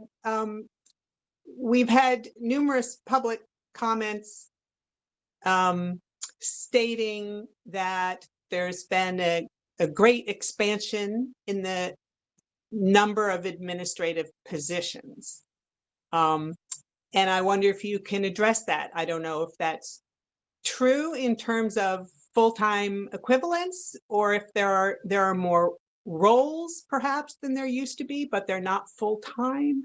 I'd like to know. I mean, I've seen analyses arguing that that's not the case, but I hope you'll respond to that, because it's frequently asserted that administration has been blowing up. Thank you. Yeah, I'm happy to speak to that a little bit. I would suggest that no, that's not the case. I think that there have been shifts to how we do some of the administration of some of the programs. So we have if we have created a central position, it's often been in a circumstance where we've shifted roles and responsibilities in the building level to that kind of a position, and so we've had reductions in cost in say a program or a building, and then the administrator takes it. We find that to be so. There's two pieces of the puzzle when we think about these kinds of things and how we structure our administration of our programs is what's cost effective, but what's also most effective in getting the work done. And coordinating that work in a coherent way across multiple grade levels. And so there are times we have, and part of the question on, well, has the number of positions grown in the central office or even at the building level? It depends on how far you want to look back to some extent too. So there are some ways in which we have shifted costs, and some of, if we were to make additional reductions, I'm of the opinion that we just shift the cost from a central location to a building location. It doesn't really save dollars in the long run, and we probably get a little poor performance relative to the tasks that need to be taken care of. Can I follow up, William? Please go ahead, Sarah. Yeah. Can you tell us how many positions, administrative positions, or even student-facing positions have been added since the pandemic to address the effects of the pandemic. Do we still carry some of those? Are the needs tapering? Is there like we would think in another, I mean, eventually all the students graduate, I guess, but can you tell us what's expected in the future for those positions that may have been added since or during the pandemic? Thank you. So I'll say this: most of the positions that were added during the pandemic were eliminated or reduced last year. There were some that were shifted onto appropriation, but not all of them. There are some aspects of work that have changed and we're still supporting through our appropriated budget, and will need to and continue to. So it's I don't have a clean answer of 27.2 or anything like that. I don't have that off the top of my head and handy. And some of it's a matter of degree. So sometimes the additions that we made during a course in the heart of the pandemic have been, technically reduced, but aspects of that work is still, part and parcel of some folks' work. So, that again is one of those sort of difficult to answer and poorly answered by me. So I'm sorry about that. But there are a number of positions we did add during the pandemic that we have reduced. There are some that we have added that we've shifted into our budget and are carrying, and so that's again part of the stress on our moving forward, that we need and want to sustain those supports, and they still exist in a lot of ways. We're not at quite the same level, but I think there's a pretty common theme that you'll hear from educators across the state and the country that additional and continued supports for students in these subsequent years relative to the effects of the pandemic are going to be there, and we're going to need to continue to attend to those as best we can. And as we've discussed tonight, the resources available to do that are more and more limited. Thank you, Dev. Irv? Yes, I did appreciate what Jennifer said.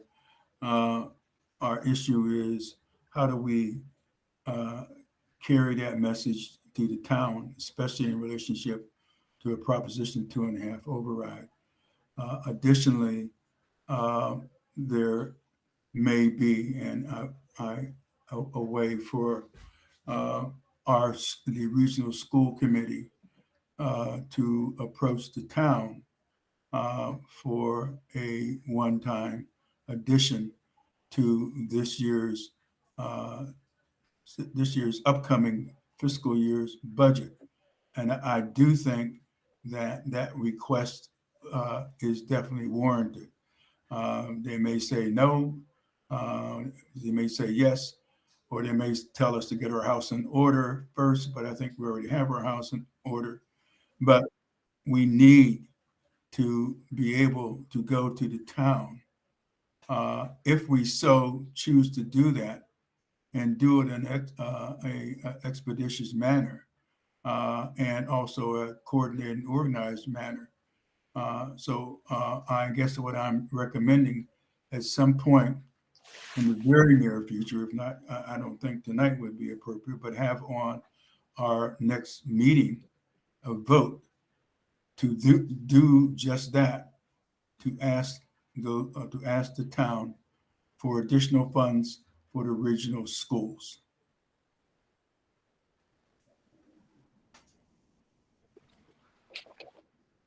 Thank you, Irv. Are you finished? I hope so. Okay. Tillman? Thanks. I have a follow-up question to Doug's answer about increase in administrators. I believe in your explanation of the budget, you said something along the lines of you were one administrative position short last year, and now you're going back to full, and so you worked last year with one less, and I forget what title that was, I apologize. But I guess my question is, if you made it through last year without that position being filled, can it go for a little longer? So what I was referencing with regard to that was actually administrative assistant, so a clerical position at the high school. And I think that I mean, I think the building staff can speak to it, but I think it was difficult to get the work done. And I think there were things that we covered with a variety of substitutes. And so it didn't show in the budget for this year, but I think that cost is actually being incurred because we do need that level of staffing to meet the needs of covering MCAS coverage and supporting IEP meetings and staffing and that sort of thing. So I think it's a really difficult one to not have fully in place for the coming year. Thank you, Doug. Talib? Yeah, I was just, and going back to the administrative models, Doug, if you could clarify what the current building level administrative model is and what it will look like next year. I'm not sure if people understand the difference between the interim positions now and then what will be in place next year. Yeah, thank you. I'm sorry. I've said it a few times in different meetings, and so it's always good to kind of repeat that. So currently, in the current year, and partly because we've asked Mr. Sadiq to do more than is really fair to ask him to do, and I appreciate his efforts. I know how hard he's working and how long of hours he's working to try to stay on top of more things than a person can get done. So what we currently have is one principal for both the middle school and high school. At the high school, to support that, we have a full year assistant principal, a school year assistant principal, both of which are at reduced rates. So one of those, the full year assistant principal is at a 0.9 FTE. The school year assistant principal is it's a 0.83 officially because of a class that they teach. And we added an interim assistant principal to provide additional administrative support in the building. At the middle school, again, because we were sharing the principal with two buildings, we have two interim administrative assistant principals. For next year, the model will be as follows. At the middle school, we'll have a principal and an assistant principal. And that is what we projected in our budget moving forward. And we made estimates about what we think those staff positions will cost us for fiscal 25. And at the high school, we will have a principal and two assistant principals. One a full year position, one a school year position. When we projected the budget, the school year position was projected as a slightly reduced from 1.0 because they retain a small teaching load in their work schedule. And when we projected the budget for the sort of initial budget for the full year assistant principal, we projected them returning to a full 1.0. As noted in the reductions, we have a 0.1 leave that they're going to take, and so we'll return the high school to what it is been over the last couple of years, which is a 0.9 full year person and a 0.83 school year person as assistant principals, along with Principal Sadiq. Thank you for that follow-up, Mr. Sadiq and Doug. Deb, go ahead. Hi. So one of the things that as long as we're addressing structural issues, that I think is really challenging for the budget is the release of the governor's budget coincides a lot to the framing of some parts of our budget, and then which of the four towns is earlier than there's one that's earlier than all the others. I think it's Leverett. Leverett, yes. Yeah, so the time between those two is really, really tight. And if we can't make that larger, then I think we need to plan ahead to have more frequent meetings during that time interval. So that's one thing. And the other thing I wanted to point out is I'm all for going to anybody who will give us money at any time for anything. But I watched part of the last time the last school committee went to the town, and there was a statement made that the school committee needs to go to all four towns for money instead of just Amherst. And I think anything would land better if we were to plan ahead and do that rather than be sent back to the other three towns before going back to Amherst. Thank you, Deb. Anna? So I think Jennifer's initial suggestion was to go back to all four towns and ask them to raise their allocation. I think, so speaking from Shutesbury, who didn't hit their 4%, you know, that might be feasible. I think for towns who have hit their 4%, it's less certain, but maybe possible. It's not totally clear. I think obviously Amherst is the biggest contributor. And so if Amherst wants to see the other 3 towns add a small increase to their allotment in order to make a giant increase in Amherst's budget comparatively, I think that's fair. I think that we, at this point, we have to ask, because otherwise we are just going to be left with these devastating cuts. And so if we don't ask, it's just, shooting ourselves in the foot. The worst thing that can happen is they can turn us down. And so I absolutely think we need to put it on the table. I think we need to point out that everybody seemed to be in favor of a contract negotiation with teachers that increased their salaries, which blew up our budget. And so if they want to pay teachers as they deserve to be paid, then we need more money to do that. And we can't just continue with small increases that don't adequately compensate the teachers that they love. So I do think that has to be part of the strategy. I had a quick question about the assistant principals that you mentioned, and I am just going to ask that you confirm there's 2 assistant principals at the high school because there's more years at the middle school, and the middle school only needs 1 assistant principal because it's only 2 years of students, and the high school needs 2 assistant principals because it's 4 years. Because I think there are other schools where there's only 1 assistant principal for the high school, which also includes 4 years. But I don't, if that's just what you need for the high school, I totally get it. But I was just wondering if that's the reason. I can speak to that a little bit. It might be better to have Mr. Sadiq reply, but yeah, the high school is roughly twice as big as the middle school. That's part of why we need 1 more assistant principal to help cover the needs of the building, administrative needs of the building. That's the short answer. And I think that if we were, there are aspects of the work that are shared amongst those 3 staff, and what we have done that's reduced the cost is both of those assistant principals at the high school are less than 1.0 FTE at present, and still sort of getting the work done. So I think there is some slight reduction from where it was.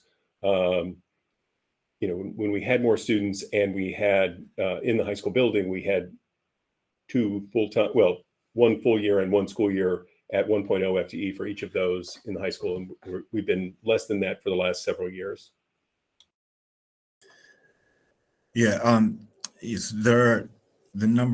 the amount of work that needs to be done to run a school is pretty immense. And the administrative team, both the middle and high school, are doing an amazing job keeping things run.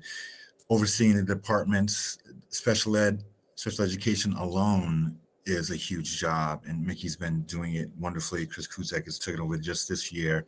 She's been doing a great job of it. With 504s, there's so many in each of the departments that we have, and all of the challenges that come up on a daily basis, and the number of students and trying to address their needs and work with families. There's, again, any sort of cut has consequences on the other end. I mean, we can't continue to ask not only our administrators, but also all our teachers and paraeducators and clearly everyone else to continue to do more with less. And so, again, I think continuing to figure out ways we don't have to make any more cuts is the answer, not to reduce administrators or paras or teachers or anybody else. Thank you, Mr. Sadiq.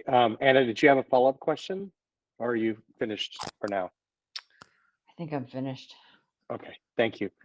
Sarah Marshall? if it is the case that this committee has to approve a budget next Tuesday, and there is no flexibility in that deadline, then our options are really, really few.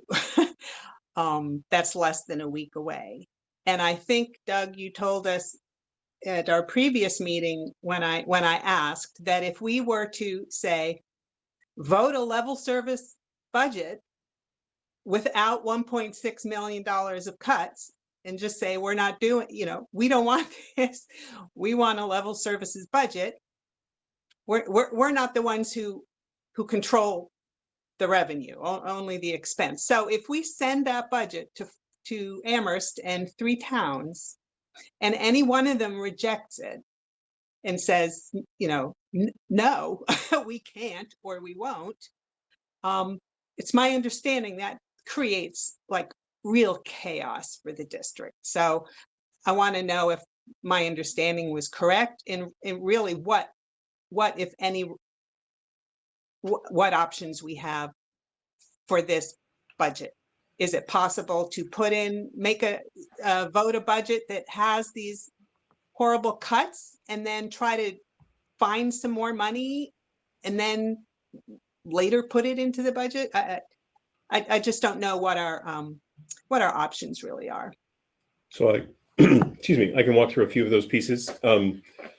So our regional agreement has a 40-day lead time. So technically, you can vote the budget through Sunday. So, if you wanted to have a meeting Tuesday night and have another one Friday afternoon or evening, that's, still would meet the requirements of the regional agreement, or even Saturday or Sunday if you want to get really super technical about that. But as far as what happens, well, a couple of things. One is, once a budget is passed, you can't exceed that amount of spending without authority and appropriation from all 4 communities. So you can make your budget smaller. You can only spend less than has been appropriated, but not more than. And if you want to spend more than, then you have to go back and get approval from all 4 towns, which for 3 of the towns requires calling a town meeting. So that's just a mechanics of mid-year changes to budgets if you want to make them bigger versus smaller. As far as if the budget fails in the process of the spring town meetings and the town council meeting, so there's really 3 parts to the budget approval. So there's a capital budget, there is the assessment method, and there's the operating budget. So on the operating budget and the capital budget, if 3 of the 4 towns vote for it, those pieces are passed. But you also have to have an assessment method passed. That requires unanimity. In other words, all 4 towns must pass the assessment method. And of course, the assessment method is where we articulate the commitment to resources that the towns are making, which is sort of distinct from, well, what are the expenses we're going to have? That's the commitment of resources. If that fails, if the assessment method fails at any one of the towns, then we go into a process with the state where they talk about what's called a 1/12 budget. The state, takes a fairly draconian approach to sort of twisting all 4 towns' arms to get together and try to resolve the problems and differences. But in the short term, while we're operating and starting a fiscal year, they have us revert to the statutory method. The statutory method has a much different balance of costs and will shift the burden differently amongst the 4 towns pretty significantly. I haven't looked at it particularly recently as to what that would be, but it's a pretty significant shift from how we're apportioning them at the present time, because we use averaging of the statutory method and averaging of our students.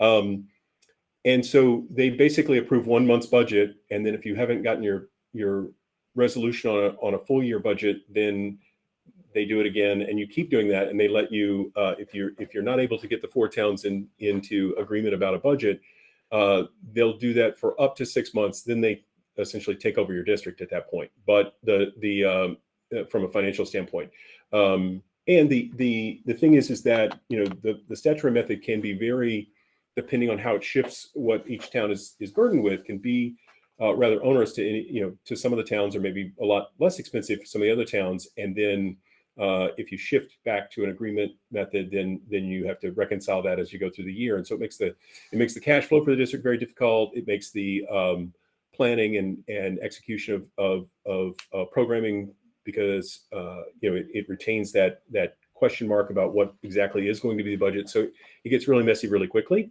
and the state is usually pretty directive in how they want you to go about resolving the conflicts around the budget. William, may I ask a follow-up? Sure. Doug, when you say the state would basically bill us for 1/12 budget, 1/12 of which budget? The statutory, so they take your they take your currently completed fiscal year operating budget, and then use the, then apply Chapter 70, and then they, so they use some of the same metrics we use for revenue, but then they apportion, the part that is borne by the towns via the statutory method at that point, but then charge you 1/12 of it, as opposed to a full year's worth of it. And so they sort of continue to bill you in that modality until you resolve to a full budget. Thank you. Jennifer? Hi. Okay. So going back to my idea about asking the towns for a one-time payment for this budget year, or for this coming budget year, 24-25, I wasn't talking about raising the appropriation of each town. I don't think that I don't think that's on the table. Raising the appropriation, that amount, I don't think is on the table. I'm asking if we can ask each town to give a one-time payment from their reserves or free cash, or however they do it, to cover some of the shortfall for this year. And I'm not even thinking that we would need to ask for a total of, and I do think we need to go to all 4 towns, not because Amherst told us to, but because that's the fair and right thing to do, and because there would need to be some fair calculation of how much each town would contribute if they each even were willing to contribute a one-time payment.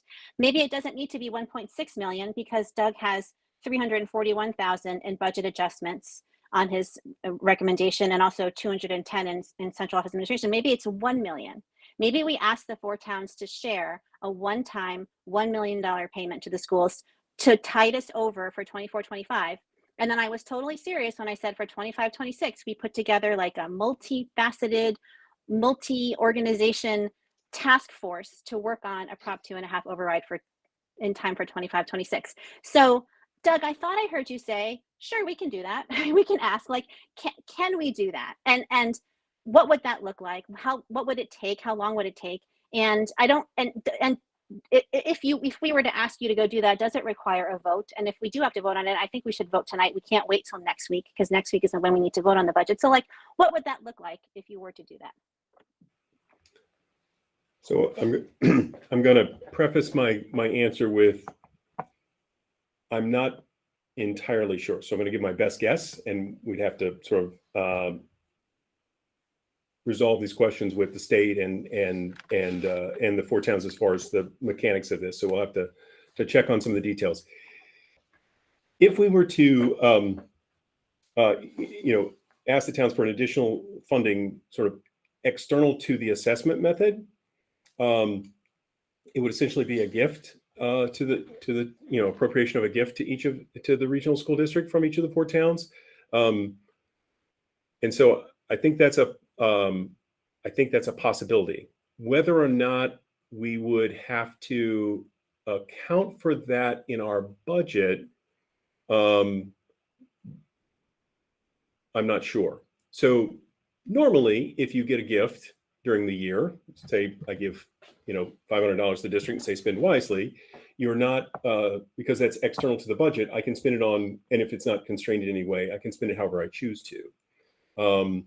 And so what I don't know is when the municipalities do that, whether it still has that level of flexibility. So in other words, what I'm getting at is that you're going to have to pass a budget that aligns with the assessment amount for certain.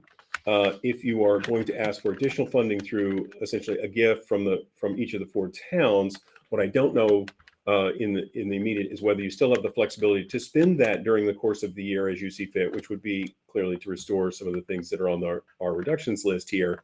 But it's different when I, as an individual, might give a donation versus a town giving a donation in that regard. So I'd have to check on that. I think from an open meeting law standpoint, since there isn't on the agenda a vote relative to that, I think it might be a little tricky to take up a motion this evening relative to that. But again, you as a committee can do as you see fit and see if someone challenges you from an open meeting law standpoint.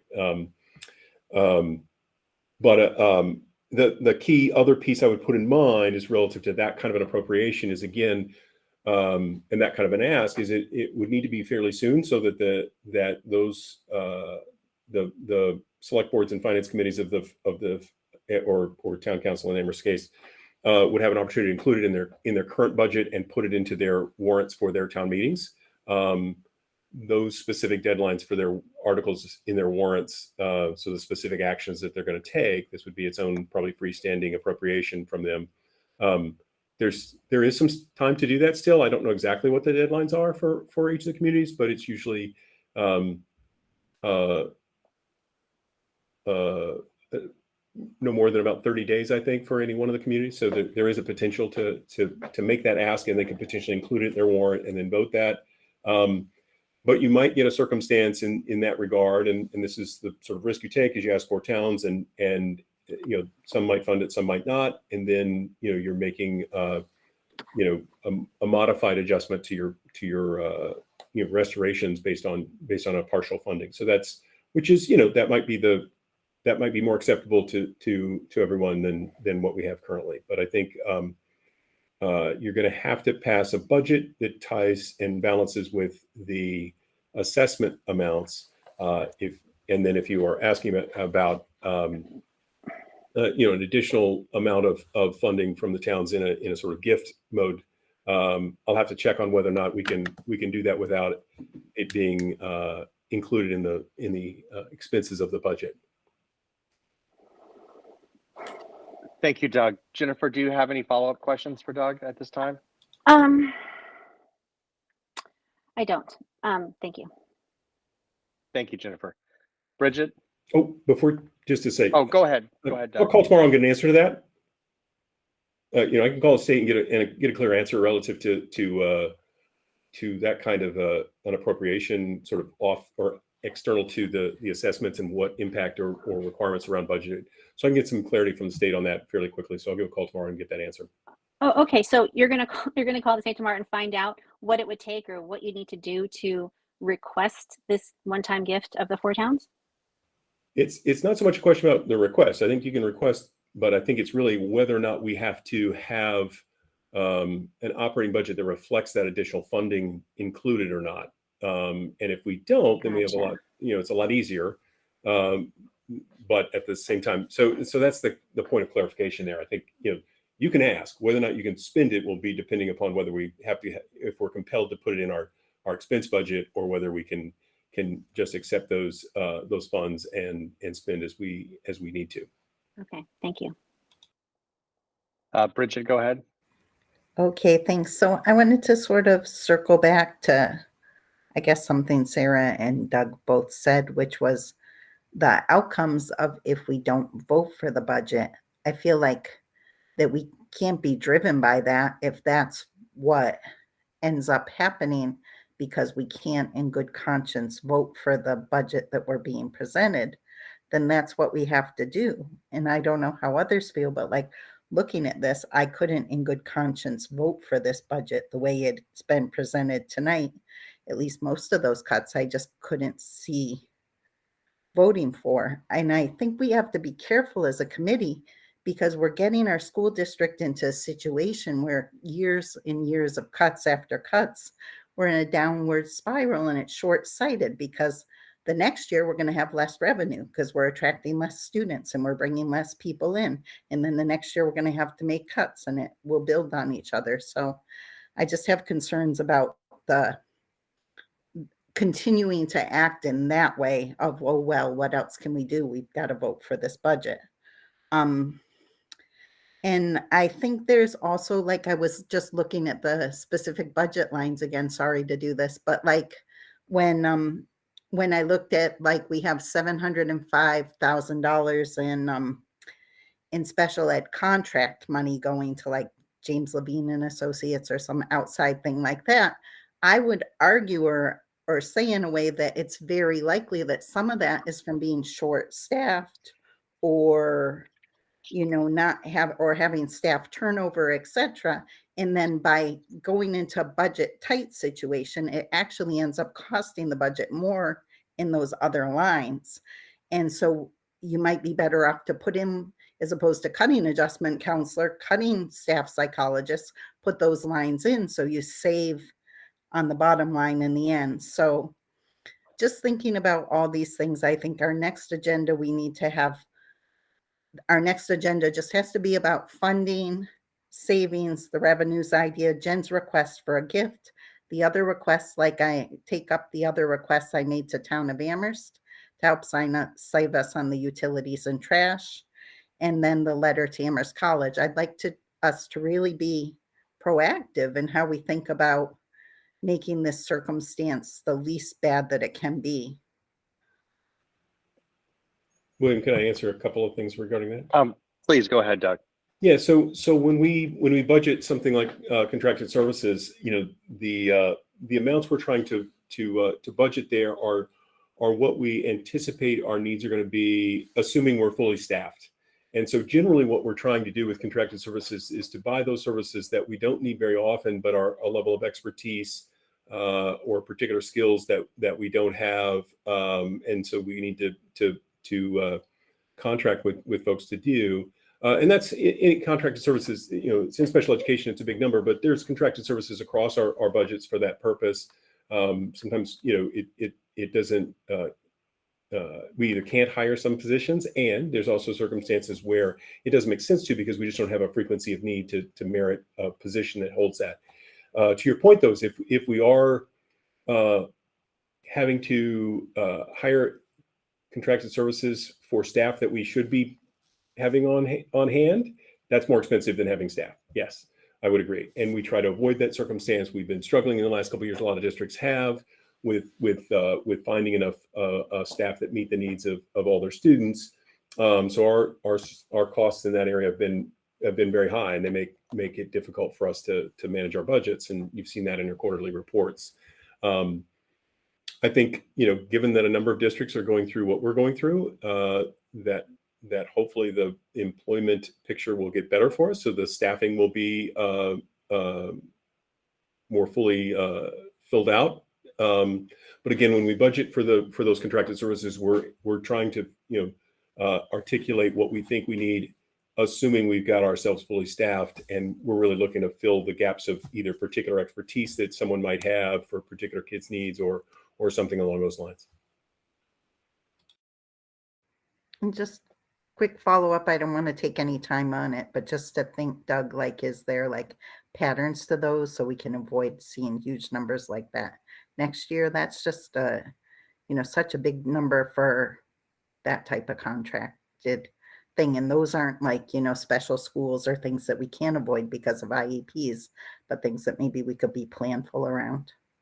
And just to reiterate, I think the most important point is another meeting with the next agenda with funding ideas, revenue-based ideas, so. Thank you, Bridget and Doug. Tillman? Yeah, so I'm in support of the idea that Jennifer put forward with using the existing assessment method for the base budget and then asking for additional funds from the town. I would recommend that we put a vote on that on the agenda for the next meeting so that we can maybe talk to our towns a little bit more and figure out what exactly it is that we're voting on. And so that we get clarity, as Doug said, about what the rules are with the budget. One danger I just want to point out is that one-time money that we add this time will not appear as being part of base for next year, and so the percent increases next year will look particularly steep, and we just want to be sure that we're clear about that and that the towns don't get really surprised then. But hopefully by then we'll have some idea on how to make a bigger step increase than our standard assessment method. Thank you, gentlemen. Anna? So sorry, I thought I was done, but then I remembered I had one more question. So Doug, is there a way that you could project a budget that puts all of the teachers, paras, and guidance counselors back? And I feel bad because Mr. Sadiq is going to say, "What about me? I need my support staff," and you want your support staff, and like all of the. But I think we do need to prioritize the students, and if we can somehow focus on those funds first, just so that we're asking the towns for the right amount of money. What is that right amount of money?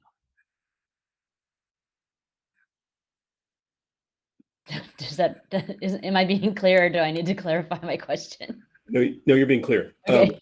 I did a quick glance at the numbers, and I think Jennifer's estimate is pretty close. It's about $1 million. I mean, I could get more refined, but it's roughly in the right at the $1 million range for that group of reductions. So that's kind of the neighborhood to think in. It's somewhere between 950 and $1,050,000 is kind of that neighborhood. I can be more precise. I'll look at it a little more closely and get that to you all. And if we used a similar allocation method to the general budget to determine how much to ask each town for, do you have an estimate of how much that would be for each town? Or like what percentage is Amherst, what percentage is Pelham, what percentage is each town? Off the top of the head, I don't. But if we use the current sort of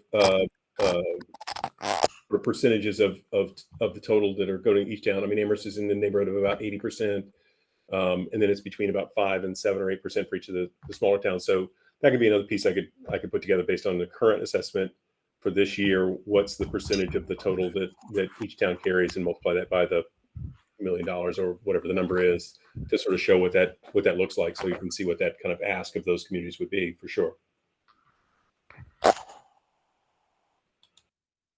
Anna, do you have any other follow-up questions for now? Not for now. Okay, thank you so much, Doug and Anna. Deb?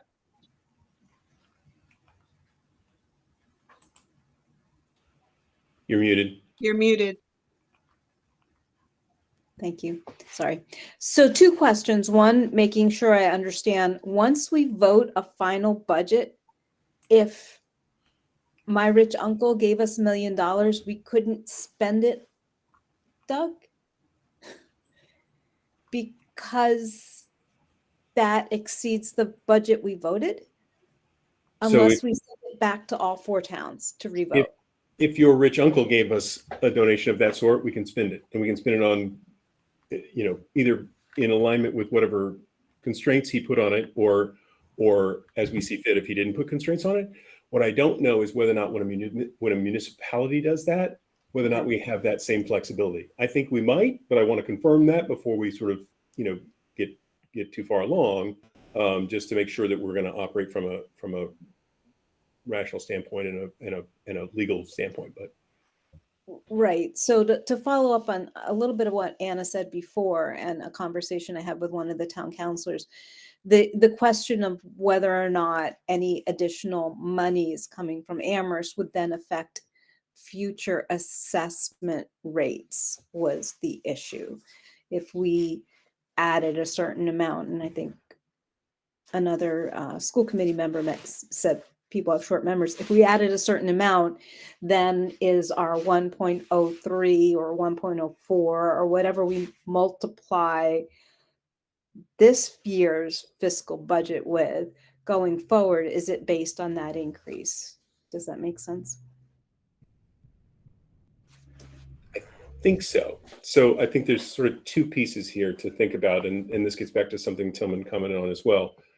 So if the towns all gave a gift, the question of whether to include that in the base for calculating the next year's assessment is going to be a critical question for each of the towns, because what that would do is it would become a permanent add to their cost that they would then have to carry, which would be, potentially a much, much larger increase in an ongoing way. Likewise, from the standpoint of our calculating the level services budget and the expenses, again, we'd have to determine whether to include that or not as part of the sort of core of the level services on the expense side, because it's technically not appropriation spending that we'd be doing. But if we did, and let's say we didn't add it to the base of the assessments for each of the towns, so on the revenue side we didn't add it to the base, but then we do add it to the sort of fundamental base of calculating level services, then the increase is going to be pretty huge, and so the deficit for fiscal 26 gets big. A parallel would be to think about the ESSER money. So we've got $500,000 in ESSER money. Next year, it won't be there. So there's this $500,000 gap that we're, going to have to cover from the beginning of that budget process. Thank you. Thank you. Sarah? So by a week from Sunday, I think you said, we have to pass a balanced budget. Is there any reasonable likelihood that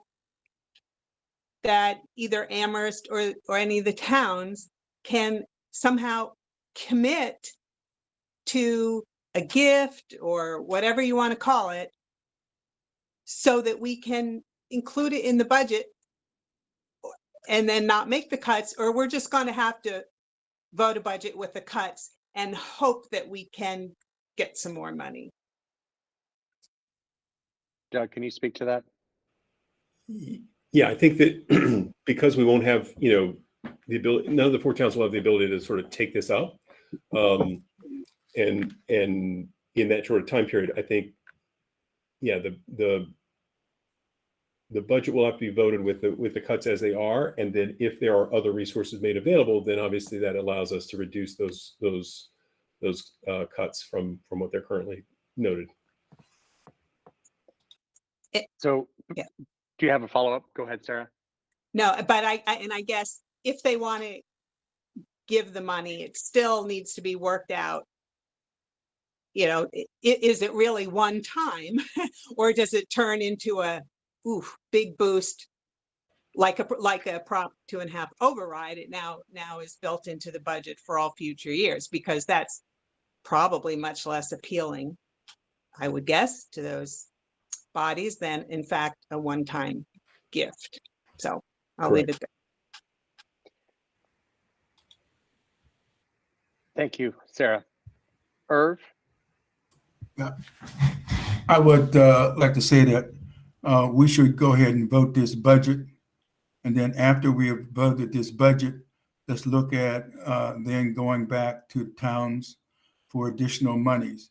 And by the time we do that, we will have studied and taken into consideration the impacts of how this money will come from the town, either as a gift or other means, and also its impacts on our base, what that means going forward in the future years, and also for us to think clearly about whether we want this to be something that we would consider to be permanent, so that we do not suffer a huge then impact on next year's fiscal year's budget.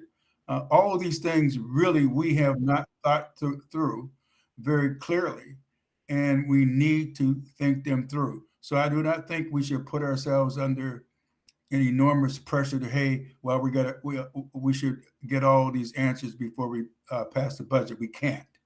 we need to go ahead and pass the budget with the cuts that have been recommended and put in place by staff and Doug, and then move to do other things. Thank you, Irv. Jennifer? Can she unmute? I guess She Jennifer needs to be can't. made able to speak. 1 second. I think she's saying she doesn't have. Are you saying you don't have a question? No, she Thanks. should No, be I able to changed now. devices and I needed to be made co-host on my other device. So I disagree with Irv that we must pass this budget. We are not obligated to pass any budget, nor should we feel pressured to pass a budget. We have a deadline that we need, that we're supposed to, like, I don't, whether the budget passes or not, that's going to be up to how we each vote next week. That being said, I think, I mean, there certainly isn't time between now and March 12th, our next meeting, to have any town take up this issue of a one-time gift and pass it or not. But there is time, I think, for the towns to be approached by Doug or by school committee members and ask the leaders of the government bodies, are you willing to put this forward to your body? Are you willing to take it up, to discuss it, and go through whatever process you need to go through to have it approved? So there is at least time for that. As for whether it gets added to base, it never occurred to me that the one-time gift would be added to the base. My original thought was that a one-time gift is a one-time gift. Adding it to the base is just asking each the town to raise their appropriation by a whole lot. And I think I think all the towns are clear that they're not going to do that. I think if we were, and if I think Doug was saying like they would get to choose or they would get to decide whether or not it got added to the base. We certainly wouldn't ask them to. I don't think I would ask them to add to the base. That's completely not palatable at all. Like a one-time gift is a one-time gift. And I was completely serious when I said, this is a one-time thing for 24-25. And then we need to activate and mobilize and organize to get a Prop 2.5 for the next year, because it's going to be, if we do get this one-time gift, it's going to be even more of a fiscal cliff than it was, than 25-26 was already going to be because of the fall off of ESSER funds. So to me, a one-time gift is a one-time gift. It doesn't get added to the base, and that's how my thinking went. Thank you, Jennifer. Bridget? So my first thought is, again, I think, like I said before, we have no idea. That's a complete unknown whether the towns will agree or not to one-time gift. And if us as the school committee can't, like, in good conscience say, this is the budget to pass, why would I vote yay? That doesn't make sense to me. There may be a different way that Doug could configure this budget that I would be willing to vote for if some of those other cuts that are away from the classroom were integrated, and some of the pieces, like we thought, okay, how much can we bring back to the towns that's within the guidelines or something like that. But the way this budget is here, I just couldn't see agreeing to vote for it. But I do agree with sending the requests to the towns and doing everything now that we can, you know, alongside some of the ideas proposed and going forward to try and bring more revenue in. Yeah. Thank you, Bridget. Deb?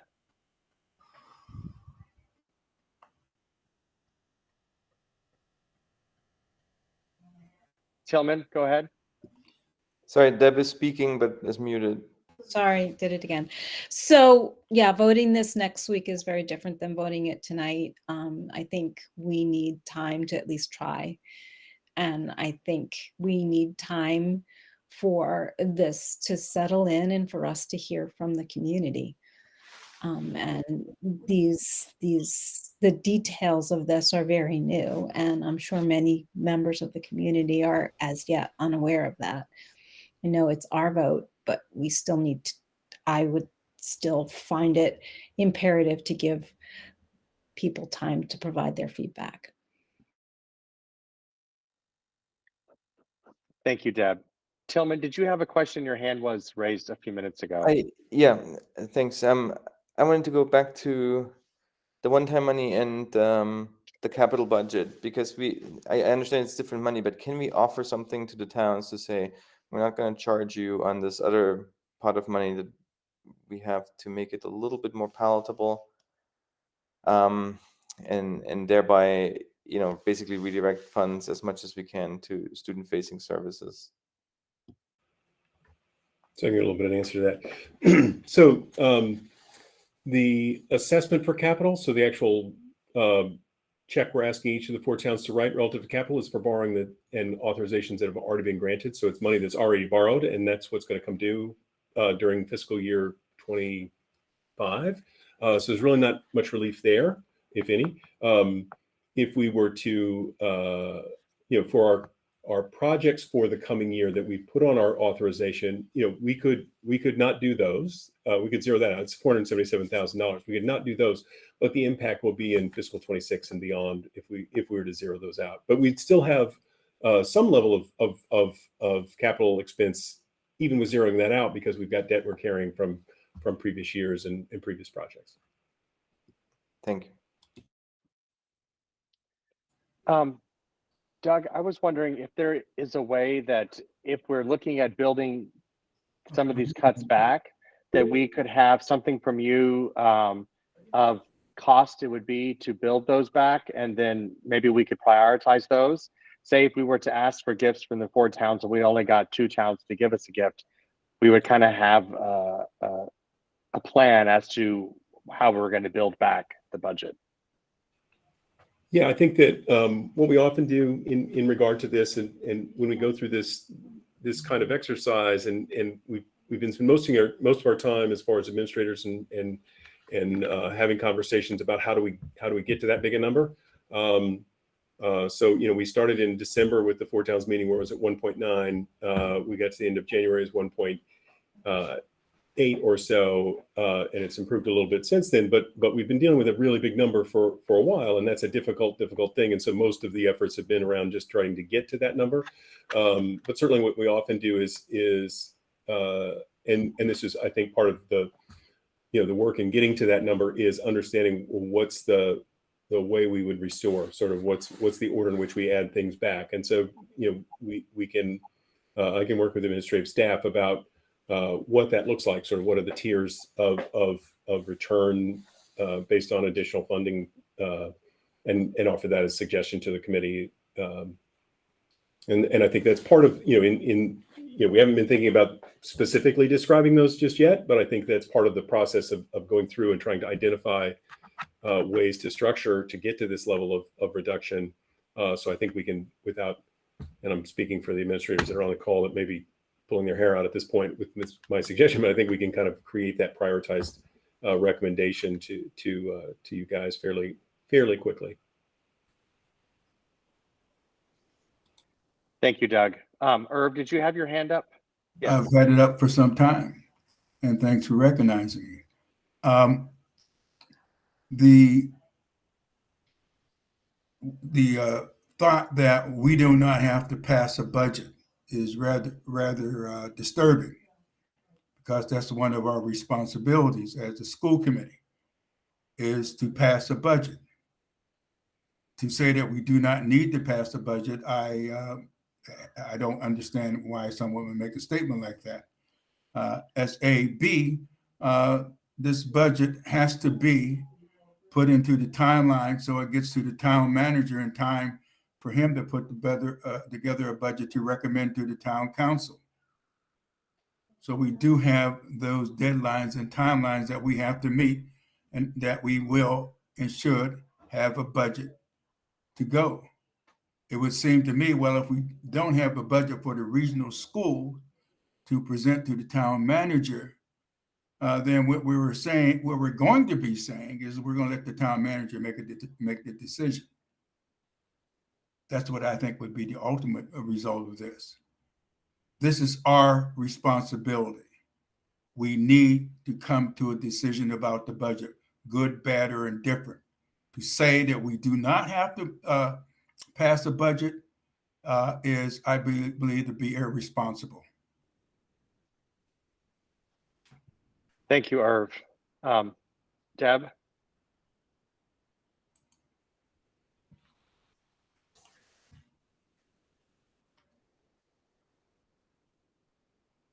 Are you muted, Deb? Oh, I go ahead. withdraw my question. Okay, thank you, Deb. Sarah Marshall?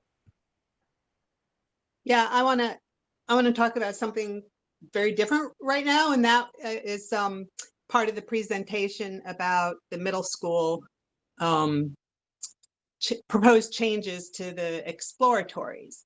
Because while what's proposed entails, I think, a third of a FTE for a language teacher, the redesign seemed to be framed not in terms of we need to save money, but this is better for students because they will have more flexibility to get all these exploratories, whether they want them or not. I understand. So is that a change that administrators would be proposing regardless of the financial savings? Either Mr. Sadiq, yeah, go ahead, Mr. I'll answer. So that change, it does come with some pushback. There are some people who are advocating that students in preparation of being able to reach the AP level in high school do have more of a language experience, and that language is less challenging to acquire at an earlier age.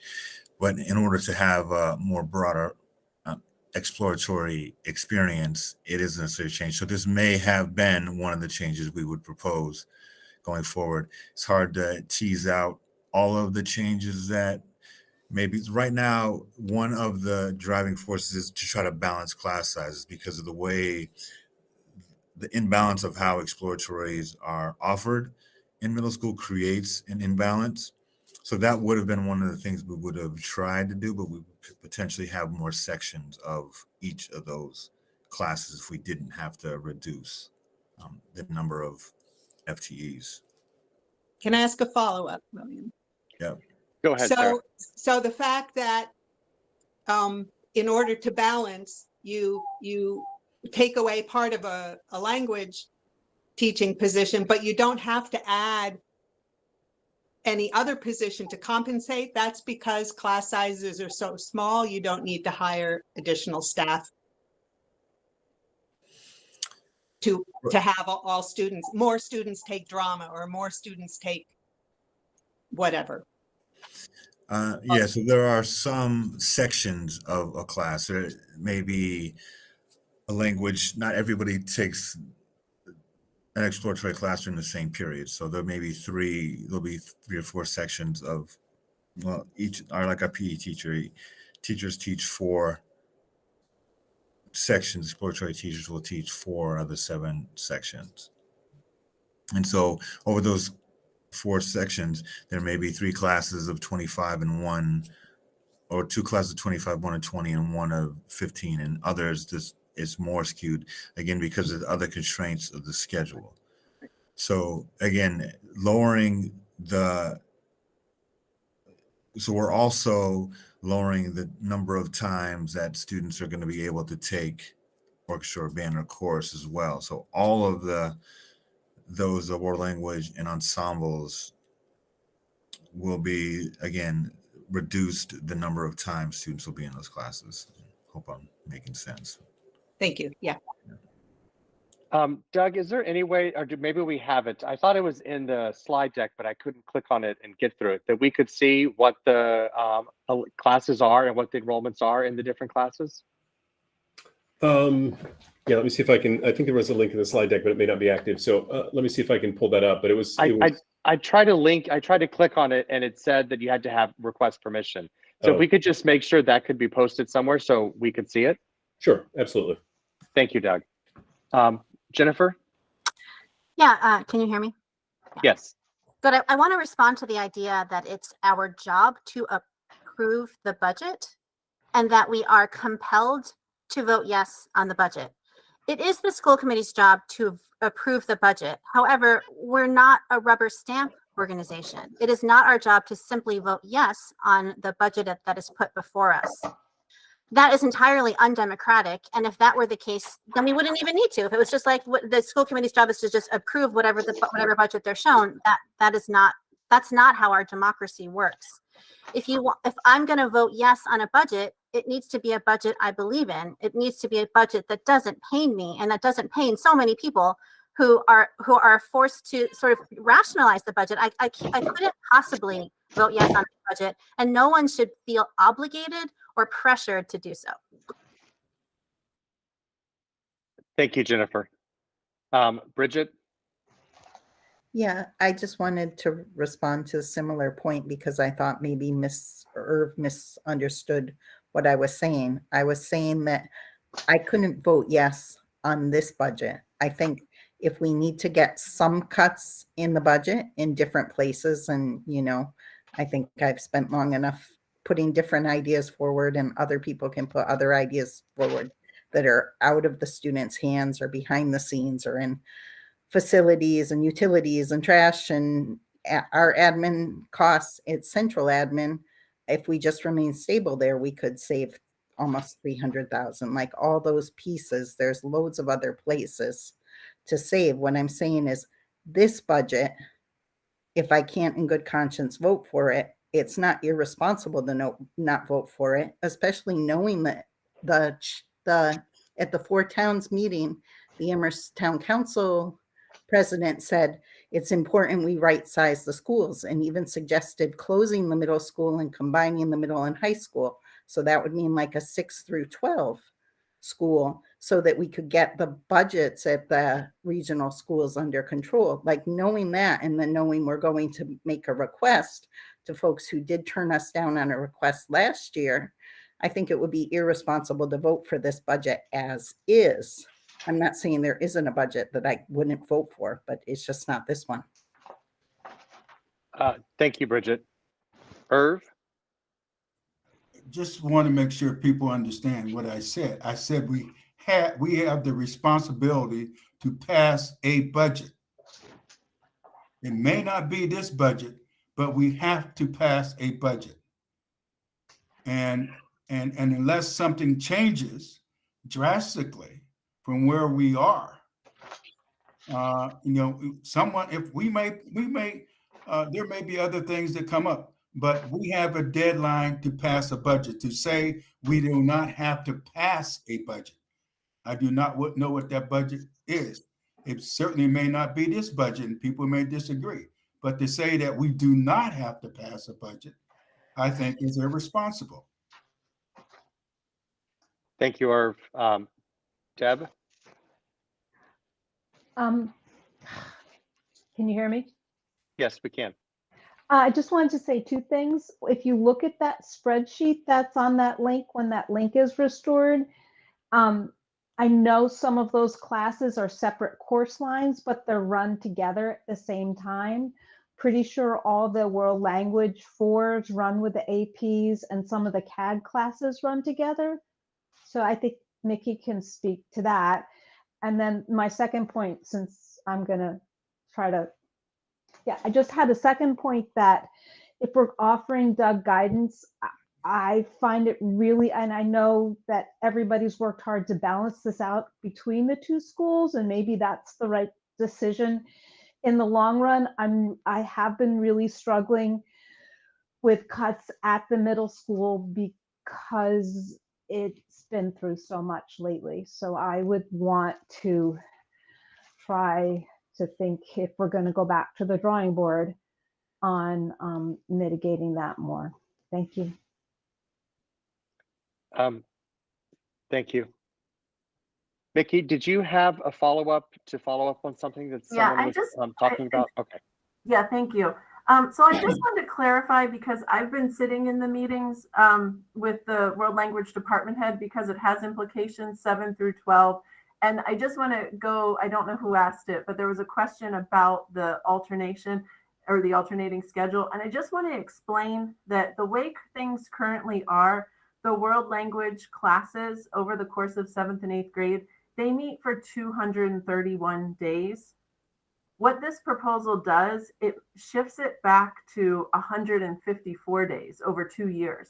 So in other words, in a typical school year, you have 180 days. Because of the middle school dropping a class every day, anything that meets all year, whether it's math or science, it meets for 154 days. And so what happens is when you take the entire world language and you take the entire ensemble program and you put it every other day, then those teachers, instead of seeing 20 students every day, they can see 20 on one day, 20 on another. And that leads to the cuts.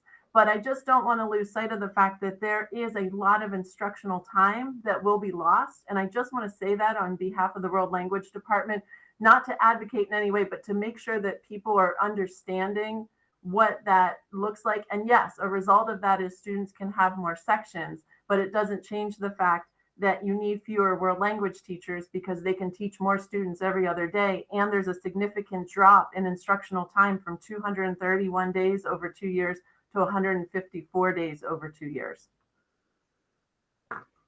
And I have a follow-up question for you. I know that in the middle school, the way it's currently set up, that a student coming into the high school can take the second year or second year honors. Would they still be able to do that if these cuts move forward, or would they have to start at 1 in the high school? So that's an important conversation. And I do believe, and I wish Will Roundy was here, and I hope at some point his voice is here so that he can explain that the belief is that no, it's going to be very hard to be able to get to 2. And they're the experts, so we have to defer to them. And so what we said as a remedy is, okay, so if 21% of students currently take AP level languages, and that includes the PVC ICS students who come in and take AP because of, coming from a school where, the language was integrated. If 21% of the students are doing it now, then what would it mean to have students who want to achieve that double up? It could actually increase staffing at the high school level because now you would have more students doubling up. And so you would need to make sure that you have world language available at all those levels. But at the same time, it doesn't take away from the fact that it would be a huge loss at the middle school in terms of instructional time. Thank you. Jennifer? Let's see, I had 2 things. Oh, first I wanted to assure Irv that I think we're all clear that we need to vote on the budget on March 12th. It's on the agenda. No one thinks we don't need to vote on the budget, but how we each vote is up to each of us individually. And secondly, I wanted to apologize for saying earlier that anyone was forced to rationalize the budget cuts. I didn't mean to word it that way. It was a heated moment, and I apologize for saying that. And lastly, I think what Mickey's saying about language, I think, are you saying that like in order to take an AP language, you kind of need to start with second year language in 9th grade, or otherwise, or double up a certain year, like the 21% of people who are taking AP, like a good portion of those came in 9th grade at a second year language because they took a full year in middle school. And I think that's what you're saying. And that's like a far reaching unintended consequence of this language change that's being proposed for the middle school, is that those students won't be able to reach AP in their senior year because they didn't start at level 2 in 9th grade.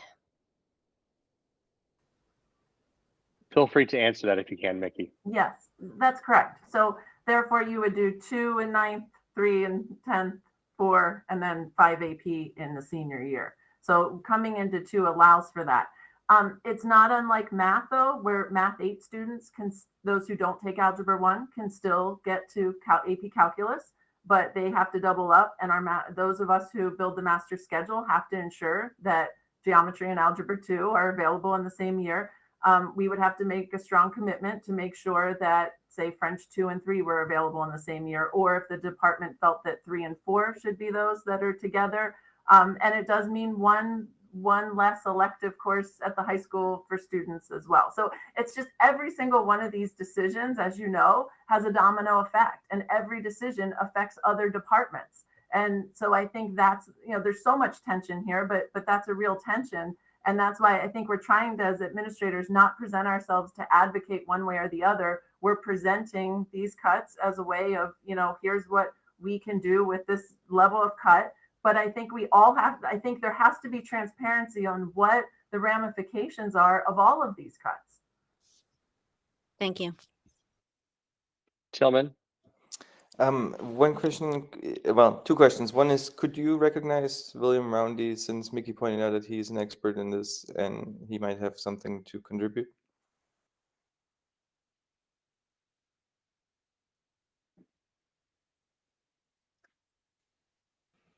Tillman, what was your question again? Did you ask me to do something? Sorry, I asked if you could recognize William Roundy to speak to us, because Mickey pointed out that he has expertise in this area and could contribute to the discussion. Is he in the meeting currently? He is, and I have changed his status so he can unmute himself. Okay. So if you would feel comfortable to talk to us, please do, William. Yeah, sure. Hello. I had a big comment ready to deliver as a public comment, and then I learned we weren't going to do it. So I kind of feel awkward right now being recognized when so many other people are not recognized, but I am happy to answer specific questions regarding programming and the impacts on language as I see it. I just don't know exactly what I'm responding to. I think that the question that Mickey said that you could speak more to, and that Anna, or not Anna, but Jennifer and a couple of us have talked about how they get to that AP level and what this impact would be. If you could speak to that, that would be really helpful. Sure. It was already really well summarized. If we change the structure such that students enter the high school in level one at level one language, then they need to take 2 semesters consecutively in the same language in their 9th, 10th, or 11th grade year in order to be ready for a fall semester senior AP class, which means schedule finagling that is in theory possible. If you want to know my broader feelings about cutting language, I'm happy to tell you, but again, I'm only going to answer that if you specifically want to know what I think about middle school language being cut. Thank you, William. Anna? So it's good that William is still here. Sorry, it's good that William is still here. So the way that language is being cut at the middle school makes me wonder if it's almost worse than cutting it altogether. Because what you are now doing is teaching language poorly in a way that makes it very hard for students to learn, and then also not giving them enough to have any benefit once they reach high school. So once they reach high school, it's as if they never took a language in middle school. So why even offer middle school language at all if they go to high school and have to start all over again?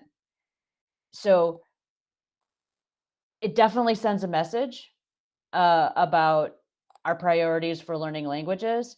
And it also, and you know, I didn't start a language until high school when I was in high school. I know that you can learn a lot of language if you start as a freshman in a foreign language, but it does make it it clearly makes it a lot harder to get to the AP level. And so I do think that, you know, I'm questioning whether it's even like worth offering a language if you can only do it partially.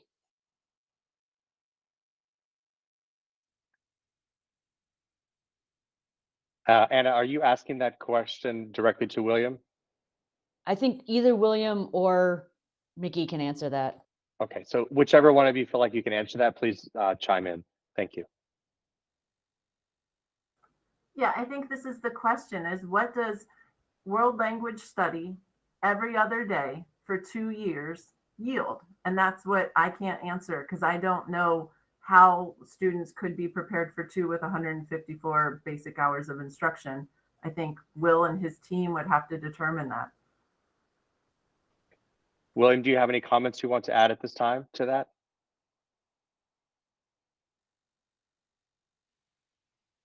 I don't know. It's tough. I mean, you're not going to get me advocating for cutting the middle school language program in its entirety. So I feel like that's kind of a tough question for me to answer as phrased. I'd rather have some language instruction than none, and I'd rather have a year and a half rather than a year. But yeah, and Thank you, we had William. two full years a long time ago. So yeah. Thank you. Sarah, Marshall?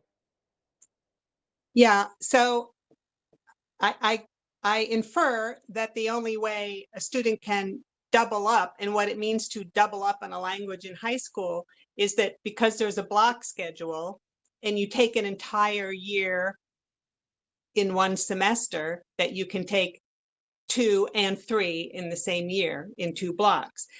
But that just reminds me of a point I raised several meetings ago about my concern about teaching language in a block schedule. I mean, because it's not ideal at the moment, even if you do come into French 2, because you'll have French 3 or 2 in the fall, and it's going to be 7 months till you get to the next level, assuming you're not doubling up. So, I think that's problematic also. And, we're not, I want us to talk about and consider the effectiveness of the block schedule, at least for certain subjects. That's obviously not happening now or for next year, but I mean, I think language study is already compromised by that block schedule in high school. Thank you, Sarah. Jennifer? I'm really confused. I didn't think doubling up meant taking French 2 and 3 at the same time. I thought it meant taking French 2 in the first semester and French 3 in the second semester. Maybe William can answer that. I also would be interested to hear if William has any other thoughts about the cuts to the language program that he would like to share. Go ahead, William, if you want to respond to that questions or those questions. Sure. I mean, since I've been asked directly, I'm happy to share things. I also recognize that I am at odds with what has been proposed by administrators in my schools, and I don't want to get myself into any sort of professional trouble by speaking in a public meeting against a proposal in this sort of capacity. You won't be in any trouble. You can say whatever you want to say. It's all good. Okay. How much time do you have? I have a few thoughts on the impacts of a language cut on to the 8th grade. So to like recap to anyone who's just joining, the proposal is to cut the 8th grade language program from every day to every other day. So half of the instructional time in 8th grade. And this would have an impact on the students and the program. This would have an impact on staffing, and this would have an impact on budget. The impact on students would be basically changing the paradigm from what it was in the mid-2010s, which was every day for 2 years, to half of that amount, which, as was pointed out previously, would compound the problem that we have at the high school, which is the block schedule, which has reduced classroom minutes by 20%. So kids from the beginning of our language study to the end wouldn't get as much time on language unless they do the doubling up thing. Maybe I'd have to crunch the numbers to tell exactly how much they could make up doing it that way. I also have concerns about the every other day structure. We tried this around 2018, and it didn't work particularly well for middle school age students because of executive functioning issues. Having to keep track of assignments on alternating days and quiz dates was challenging because we teach languages basically like they're a core class. And so they have daily homework, they have quizzes on a weekly or bi-weekly basis, and that's just hard for them. Let's see, staffing is tough too. We would be reducing, as we saw on the slideshow, our staff in all of the languages such that we would have like 0.2 and 0.3 positions in some cases, depending on what our enrollments are. And it's really hard to retain staff who are paid as 20% of a teacher or 30% of a teacher or 40%, unless you can combine them in really clever ways. These teachers don't qualify for health insurance, and they're qualified for full-time positions in other districts if they want to seek those. And then we're stuck trying to staff pretty unattractive positions. Sometimes we can get recent retirees to fill in, which is great, except they're particularly expensive compared to other teachers, so the cost saving isn't particularly great. And then just to echo something I've heard in this meeting a few times, the long-term budget implications aren't great.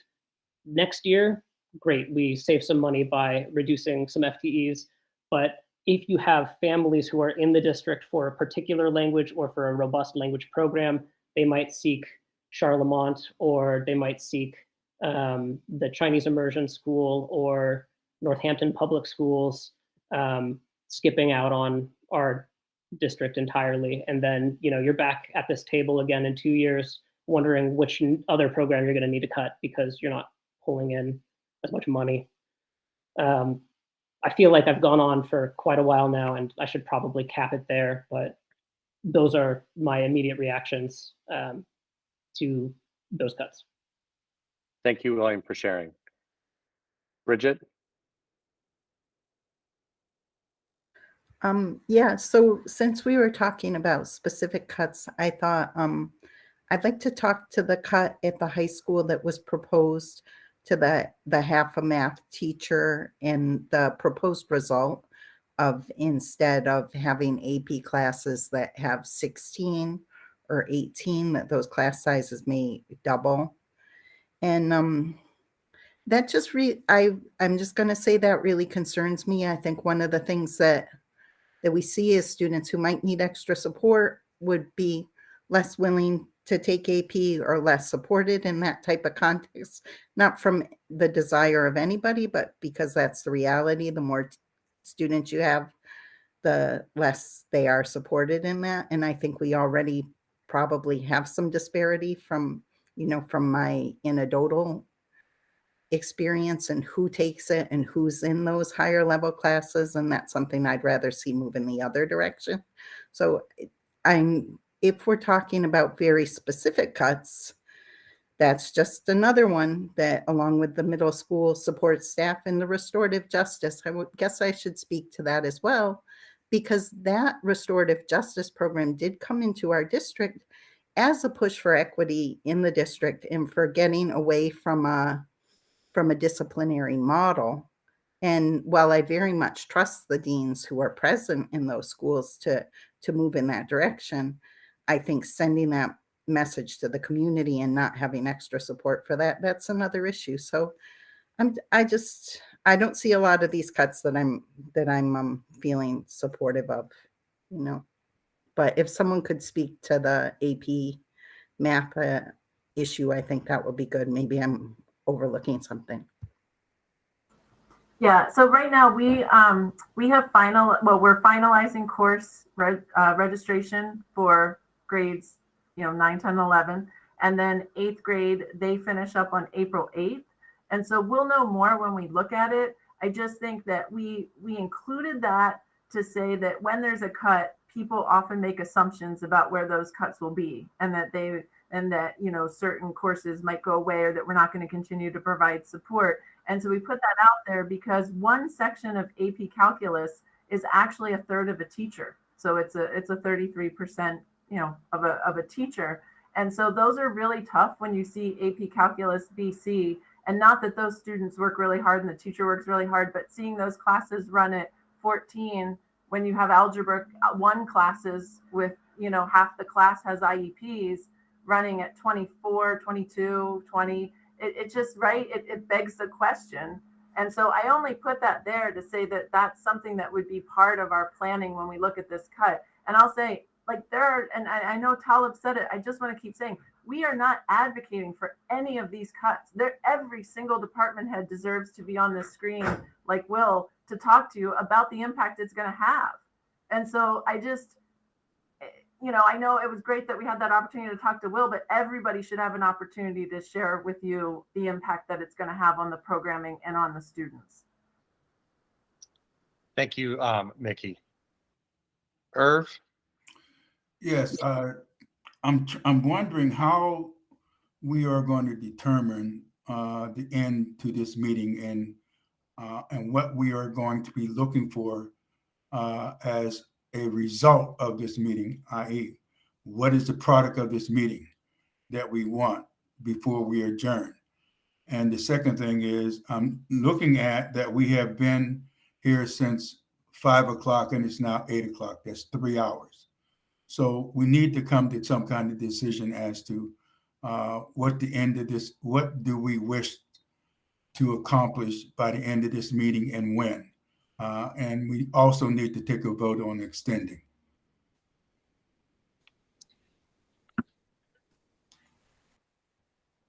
Thank you, Irv. Does anyone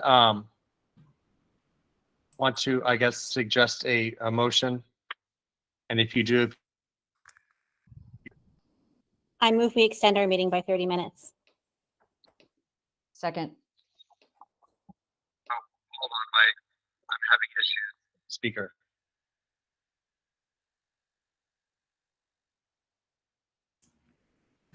Sorry, did someone speak? I couldn't hear anything. Yes, I move that we extend our meeting by 30 minutes. I seconded. Thank you. Any discussion? Can we maybe answer Irv's question? Are we trying to get to an end point in the next 30 minutes? Or are we just then going to take a vote to extend another 30 minutes? If anyone's on the committee, feel free to speak up since it's hard to know what people's hands are raised for. So on this discussion right now, feel free to speak your thoughts. I feel like we need to vote to extend, and then I have a suggestion about next steps. Well, we get to discuss the motion, so I'm Correct. asking to discuss for what purpose are we extending for 30 minutes? I'm asking if we can let the administrators go with our thanks. Does anyone else have any discussion on this motion before we vote on it? I don't want to jump in front of Jen, and she may have a better idea, but it seems to me that that we could use the next 30 minutes to give the superintendent some guidance on what to come back with us with at the next meeting, and make sure we have an agenda plan for the next meeting. Okay, I'm going to let it sit for just a minute to see if anyone else has any other discussion. If not, I'm going to move to a vote.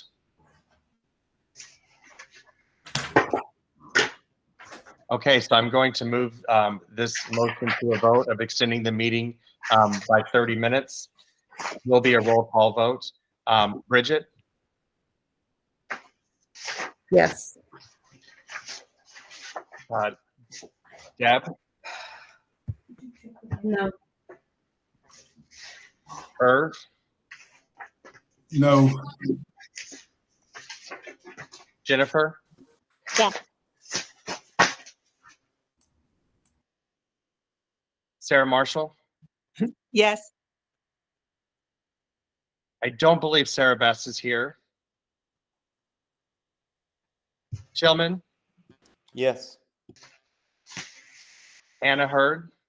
Yes. And then myself, William, yes. I don't think I missed anyone. So we had 6 yeses and 2 nos. So that does pass. We're extending by 30 minutes. So that will be until 8:36. Okay, Jennifer?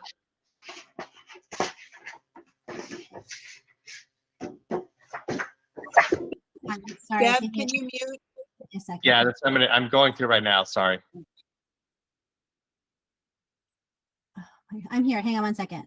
Okay. I'm here. So hang on one second. I'm trying to fix my cameras. Okay. Hi. Okay. So my suggestion for next steps is we're scheduled to vote on the budget for the budget to come to a vote on March 12th, which is Tuesday. So we've heard Doug say that he's willing to consider the possibility, he's willing to consider the option of going to the towns to drum up an additional around $1 million, hopefully equally distributed among the 4 towns, or at least approach the 4 towns, their governing bodies, about whether they would be willing to take that up. So I think we should ask Doug to do that. And if Doug wants any help or support, I'm happy to attend meetings with you. Or if you want the school committee members to go to their towns, like whatever support you need, I would think that any school committee member would be willing to support you on that. In the meantime, like there isn't enough time between now and Tuesday to really have a clear answer. So I guess if the budget must come to a vote, then I'm going to ask Doug to try to give me something I can vote yes on.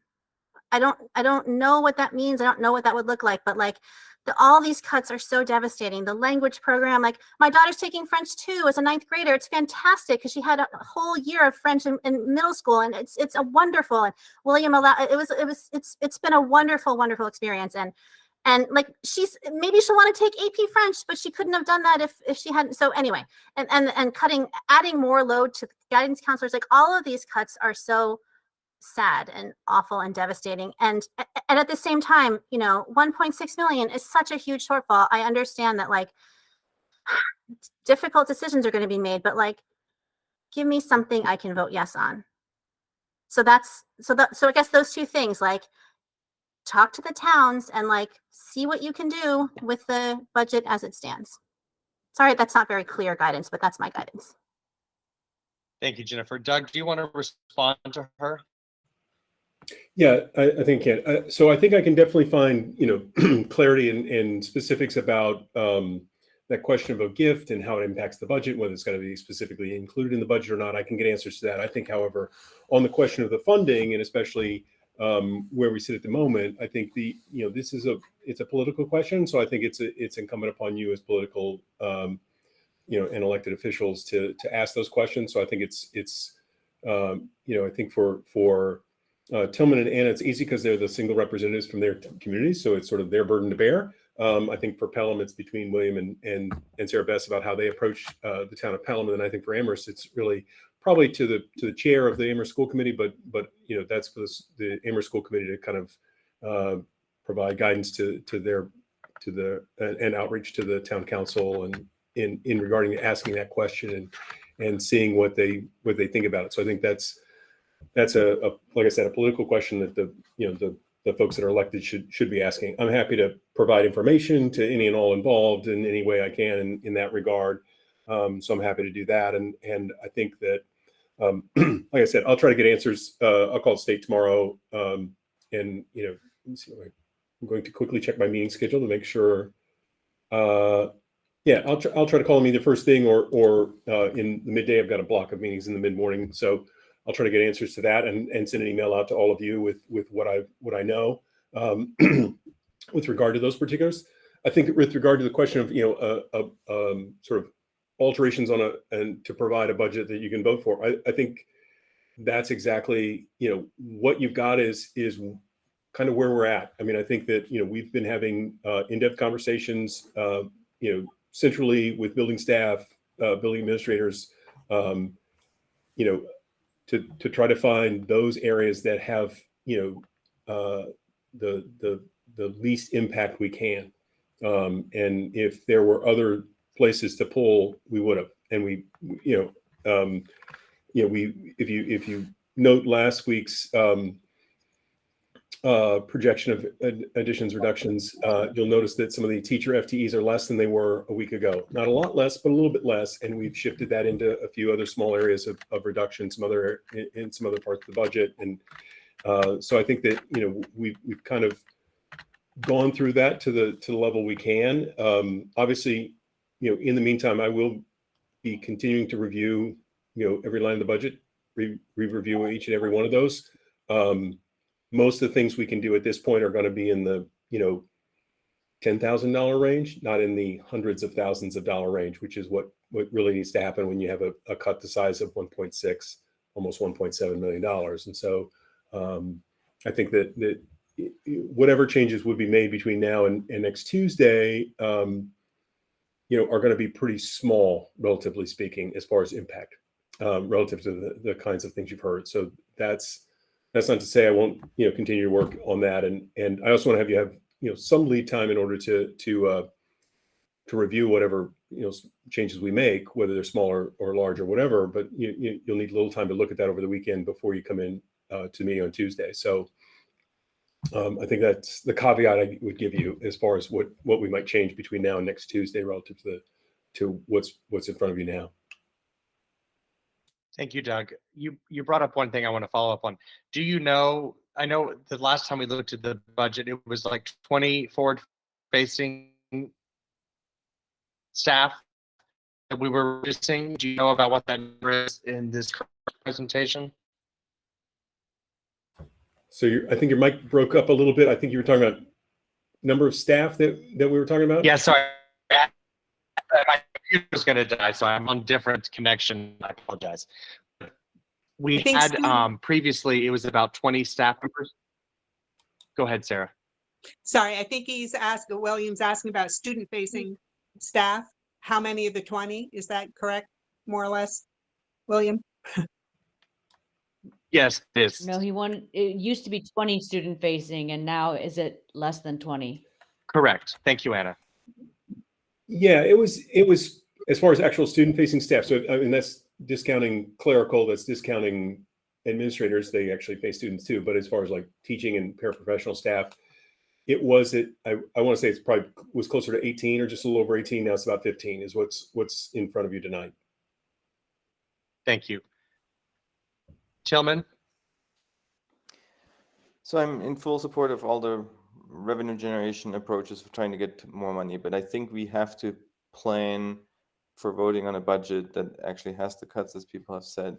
And I am hesitant to micromanage the budget with specific recommendations, because I trust that the administrators have figured out what makes best sense to them.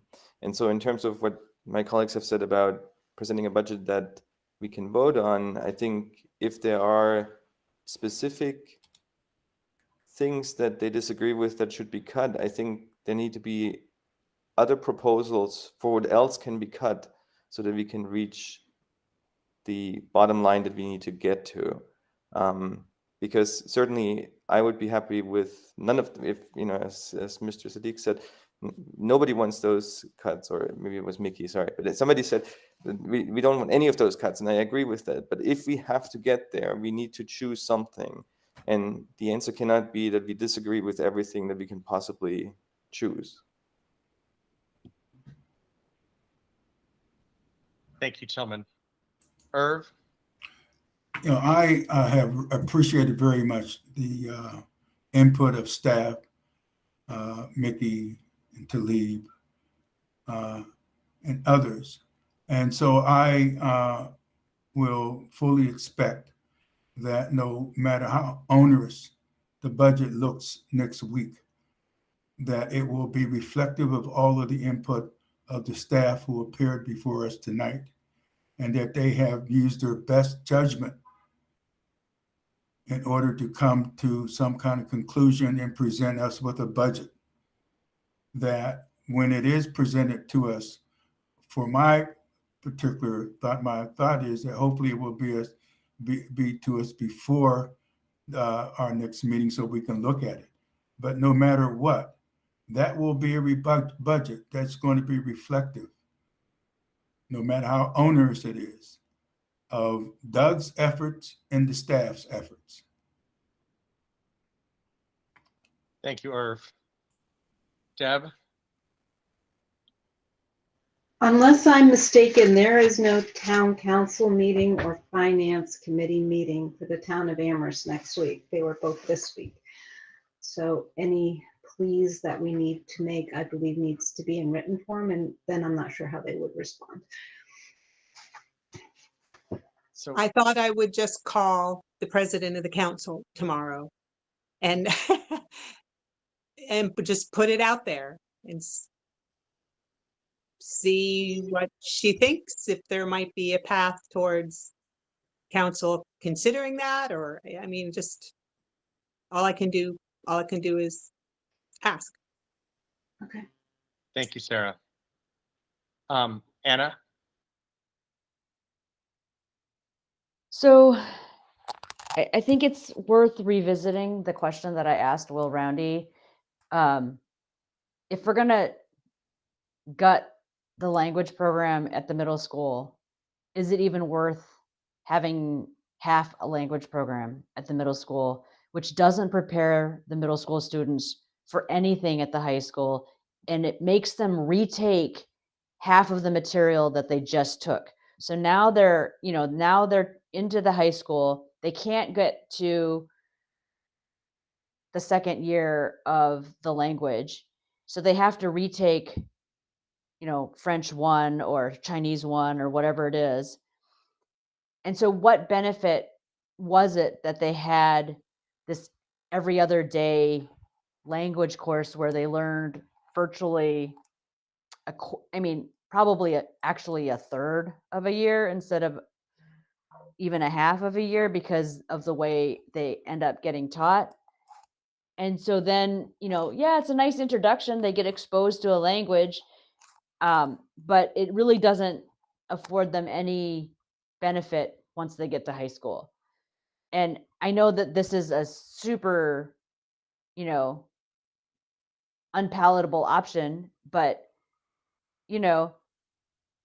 maybe we can use that money somewhere else rather than waste it on sort of a not effective class. And I don't, I hate saying we should cut an entire program, but if it's not an effective program, I'm not sure what the benefit is. Thank you, Anna. Jennifer? Well, I want to respond to what Anna said, which is that I definitely don't want to cut an entire department. Even Will said 1.5 years is better than one and a partial. That's not something I could support. But Tillman's request that if we want a budget we can live with to make suggestions, I have a suggestion, which is what would it look like if every non-student facing administrator who makes more than 125,000 moves to a 0.8 FTE? What would that look like? What would the savings be? What would the people think about that idea? I would ask the superintendent to shop that idea around and also calculate how much would it cost? How much would it save? What would it look like? Maybe the answer is obvious and everyone would hate it, but what would that look like? Thank you, Jennifer. Sarah? Now I can respond to two proposals. I would be strongly opposed to cutting language. It's part of an exploratory. I mean, they're trying a language. They might want to continue it. They might not want to continue it. The same with dance. The same with chorus. I mean, that's kind of the point of the exploratories. And I would never advocate or make a sudden decision in a week to cut a whole department without running that through the administration. And I very much doubt that would get any support. As for reducing staff or administrators to 0.8, that would save money, except that 20% of the work presumably isn't getting done unless other people are taking it for no additional pay. And, unless you think that 20% of the work the administrators are doing is useless, I don't see how that helps us. Thank you, Sarah. So we have about 15 minutes left of this extension. I do want to not miss that someone had mentioned that when we end this meeting, what's our charge to Doug? And I kind of want to make sure we capture that, please. Anna? So I'm going to say I agree with Sarah that moving all administrators making over a certain amount of money to 0.8 FTE is just going to cause complete lack of management in the system, and we will end up with worse communication than we've seen in the past few months. We're going to get worse coordination. We're going to have worse addressing of bullying and student issues. We cannot, we can't do something like that. Now, we could ask them to reduce their salaries and work for less, but that's pretty unfair as well. So I think, making that kind of a across the board distinction is pretty tough, but you definitely can't say, we don't need as much of your time, because that's just gonna turn into chaos. But I think if we really are dissatisfied with the budget that's in front of us, we have to offer Doug an alternative. And so if we aren't willing to throw out a horrible alternative, then we should just take the budget that Doug has offered us and work with that one, because there are alternatives, but nobody likes them.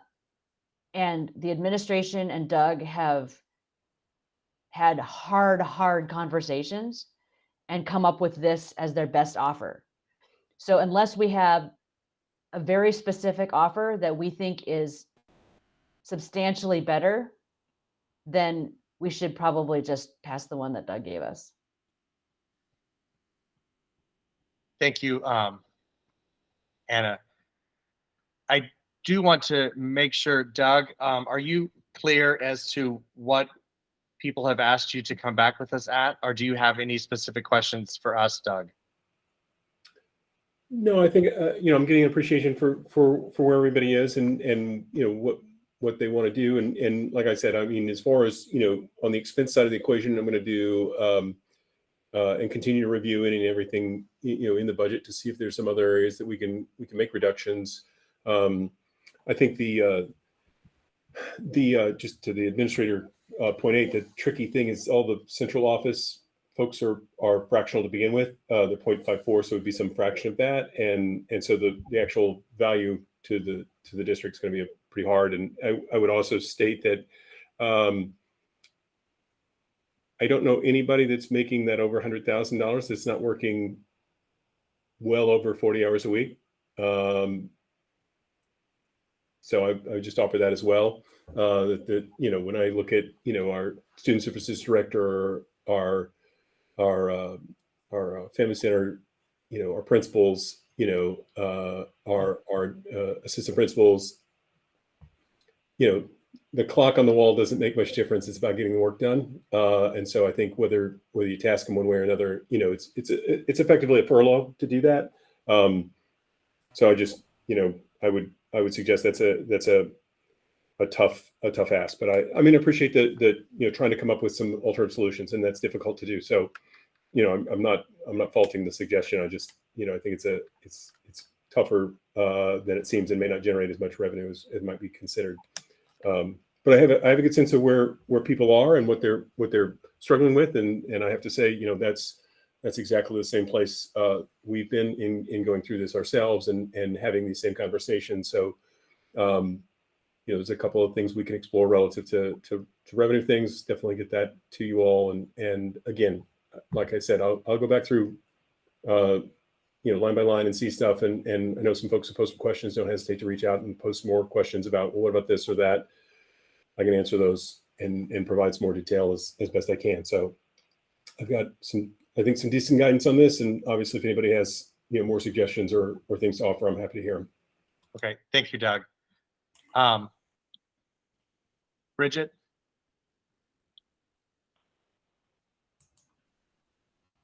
I think that most of, like, I've tried to put out a fair number of ideas, and I think I put most of them in email too. I do know that we had a similar situation at UMass where, as opposed to make major cuts, the top 10% of people took 10% off their pay to help the system overall. But I think that we've got so many more union contracts at those high level staff that I think that would probably be a more difficult situation in this context, even though I think it's, it's always important to ask people who make the most to give the most in some ways when there's this type of situation where some people may go without their jobs. So no, I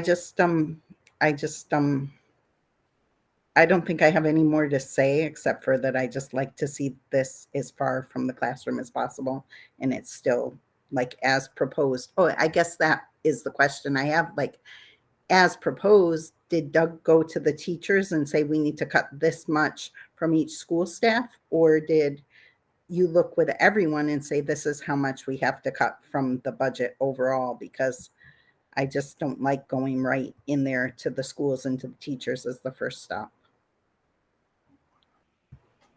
I can assure you that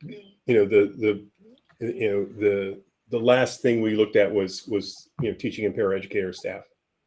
That everything that preceded that was any and all things that weren't classroom based, and so that's where the effort was early on, because if we could have gotten to the number without getting to that, we would have for sure. But we started there, and that's been the excruciating part in the last couple of weeks, is how to get that last bit closed. Thank you, Doug.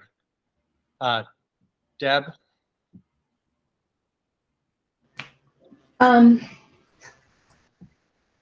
Isn't it true in real estate your first offer is your best offer? I'd heard that once. I felt this way with the Amherst budget.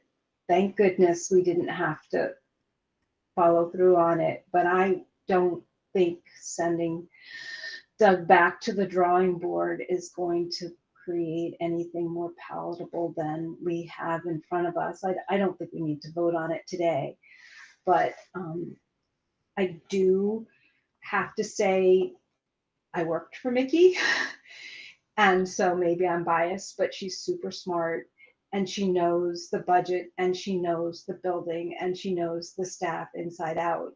So that said, when I knew that she was integral in this plan, made me feel like it was going to be the best one possible.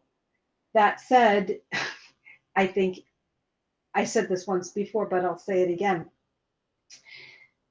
If we restore anything, my heart is with the middle school because of what they've been through, but because they're going to go up through the high school. So, whatever cuts, unless we can bring them back next year, and hope we do, whatever cuts those 7th and 8th graders face, they're going to face them as 9th, 10th, 11th, and 12th graders.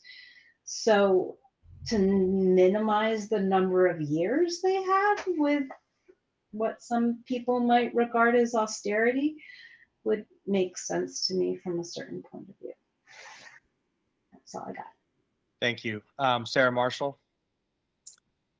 Yeah, I don't have any new ideas, and I think Doug knows what our feelings are. I just want to say I recognize that this process to develop this budget, you said it, Doug, must have been just excruciating for your staff, and I'm so sorry that this is the situation we're in, and it's like trying to choose which child to give up, right? I mean, it's terrible, it's awful, it must be so painful. So I deeply appreciate your work. That's all. Thank you, Sarah. And Doug, if I remember correctly, you said that if after our next Tuesday meeting, we feel that we still need more time as a committee to discuss this, we could call a special meeting after Tuesday. Is that correct, Doug? Yeah, technically you can. Yeah, I would think that, I counted the 40 days from the first town meeting, which is the deadline imposed by our regional agreement. And I think it's the 17th which is Sunday, the 17th of March. So you would have to, the key thing is you got to have a 40-hour lead time to notice the meeting. And then, and I wouldn't suggest doing it on a Sunday because I'm not sure that would count, but you could do Saturday. So either the 16th or the 15th would be the most likely choices. So if Tuesday night we finish, and we need a new meeting, we'd post it the following morning. Friday would be the earliest we could meet. Saturday would be an option if people wanted to go in that direction. Don't know if anybody's available any of those days, but that's just the mechanics of time and open meeting law. Would it be advantageous for us to, would it be better for us to post a possible meeting so we could post it on, say, Thursday night, and then we could take it away if we needed to, Doug? Yeah, you can always do that. That's perfectly fine. So if you think that that's a good strategy, we can post that, and then obviously you can cancel. Okay. So I will have a conversation with Sarah Bess about that, but I do want to ensure everyone on the committee that I do want to make sure we have ample time to flush all these ideas out and everything that we need to do. Sarah? Yeah, I suggest, I just want you to know that the superintendent search committee is blocking out time on weekends. So maybe reach out to me before you are like sending out asking people if they can meet at X time. Thank you, Sarah. Bridget?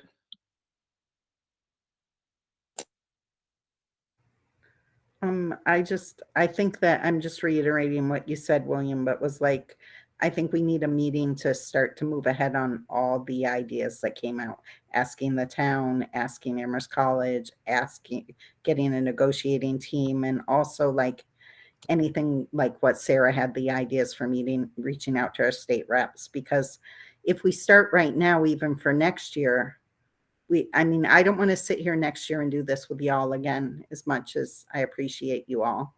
It's really painful, and I think we all feel it. And we're not here because we don't love schools. We all love schools. So let's try and do the best we can now to start to move forward. Thank you, Bridget. Debbie, did you have a comment? I don't know if her mute is, if she can speak. Doug, can you make sure that if Debbie wants to say something, oh, there she is, if she can? Yeah, I'll make that change. Sorry. Okay, that's okay. Thank you, Doug.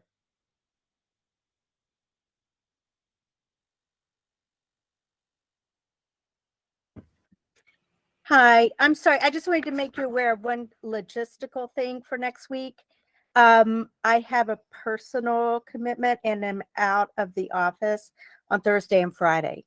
So just for posting purposes, I will have to find someone else in the office who can help with the posting, which I'm happy to do. I just wanted you to be aware that I will not be there Thursday and Friday next week.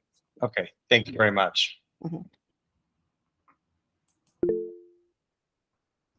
Irv? Yes, I'm wanting to make a motion to adjourn. It's 8:34. I'll second that. Is there any discussion? Anna? I would like to say that if we can get a meeting scheduled as a potential meeting for Thursday or Friday before Debbie is out of the office, then we won't have to worry about getting somebody else to schedule the meeting. So I think that if we can do that either Monday or Tuesday, that would be great. But that's all I had. That was my only. Thank you. And I will make sure that I speak with Sarah Bess in the morning and we can look at that planning of that. Any other discussion to this motion? We don't debate motions to adjourn. Oh, sorry. I Yeah. apologize. Thank you for that, Sarah. So I guess I move to a vote. Bridget? Aye. Deborah?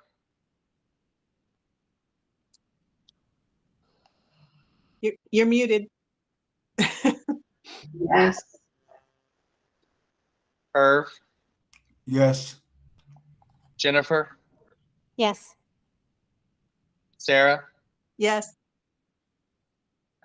Tillman? Yes. I don't believe Sarah Best is here, but if she is, please speak up. Anna? Yes. And myself, William? Yes. So I think that's all, everyone. We are adjourned. Thank you. Thank you. Thank you, everybody. Bye. Thank you, everyone.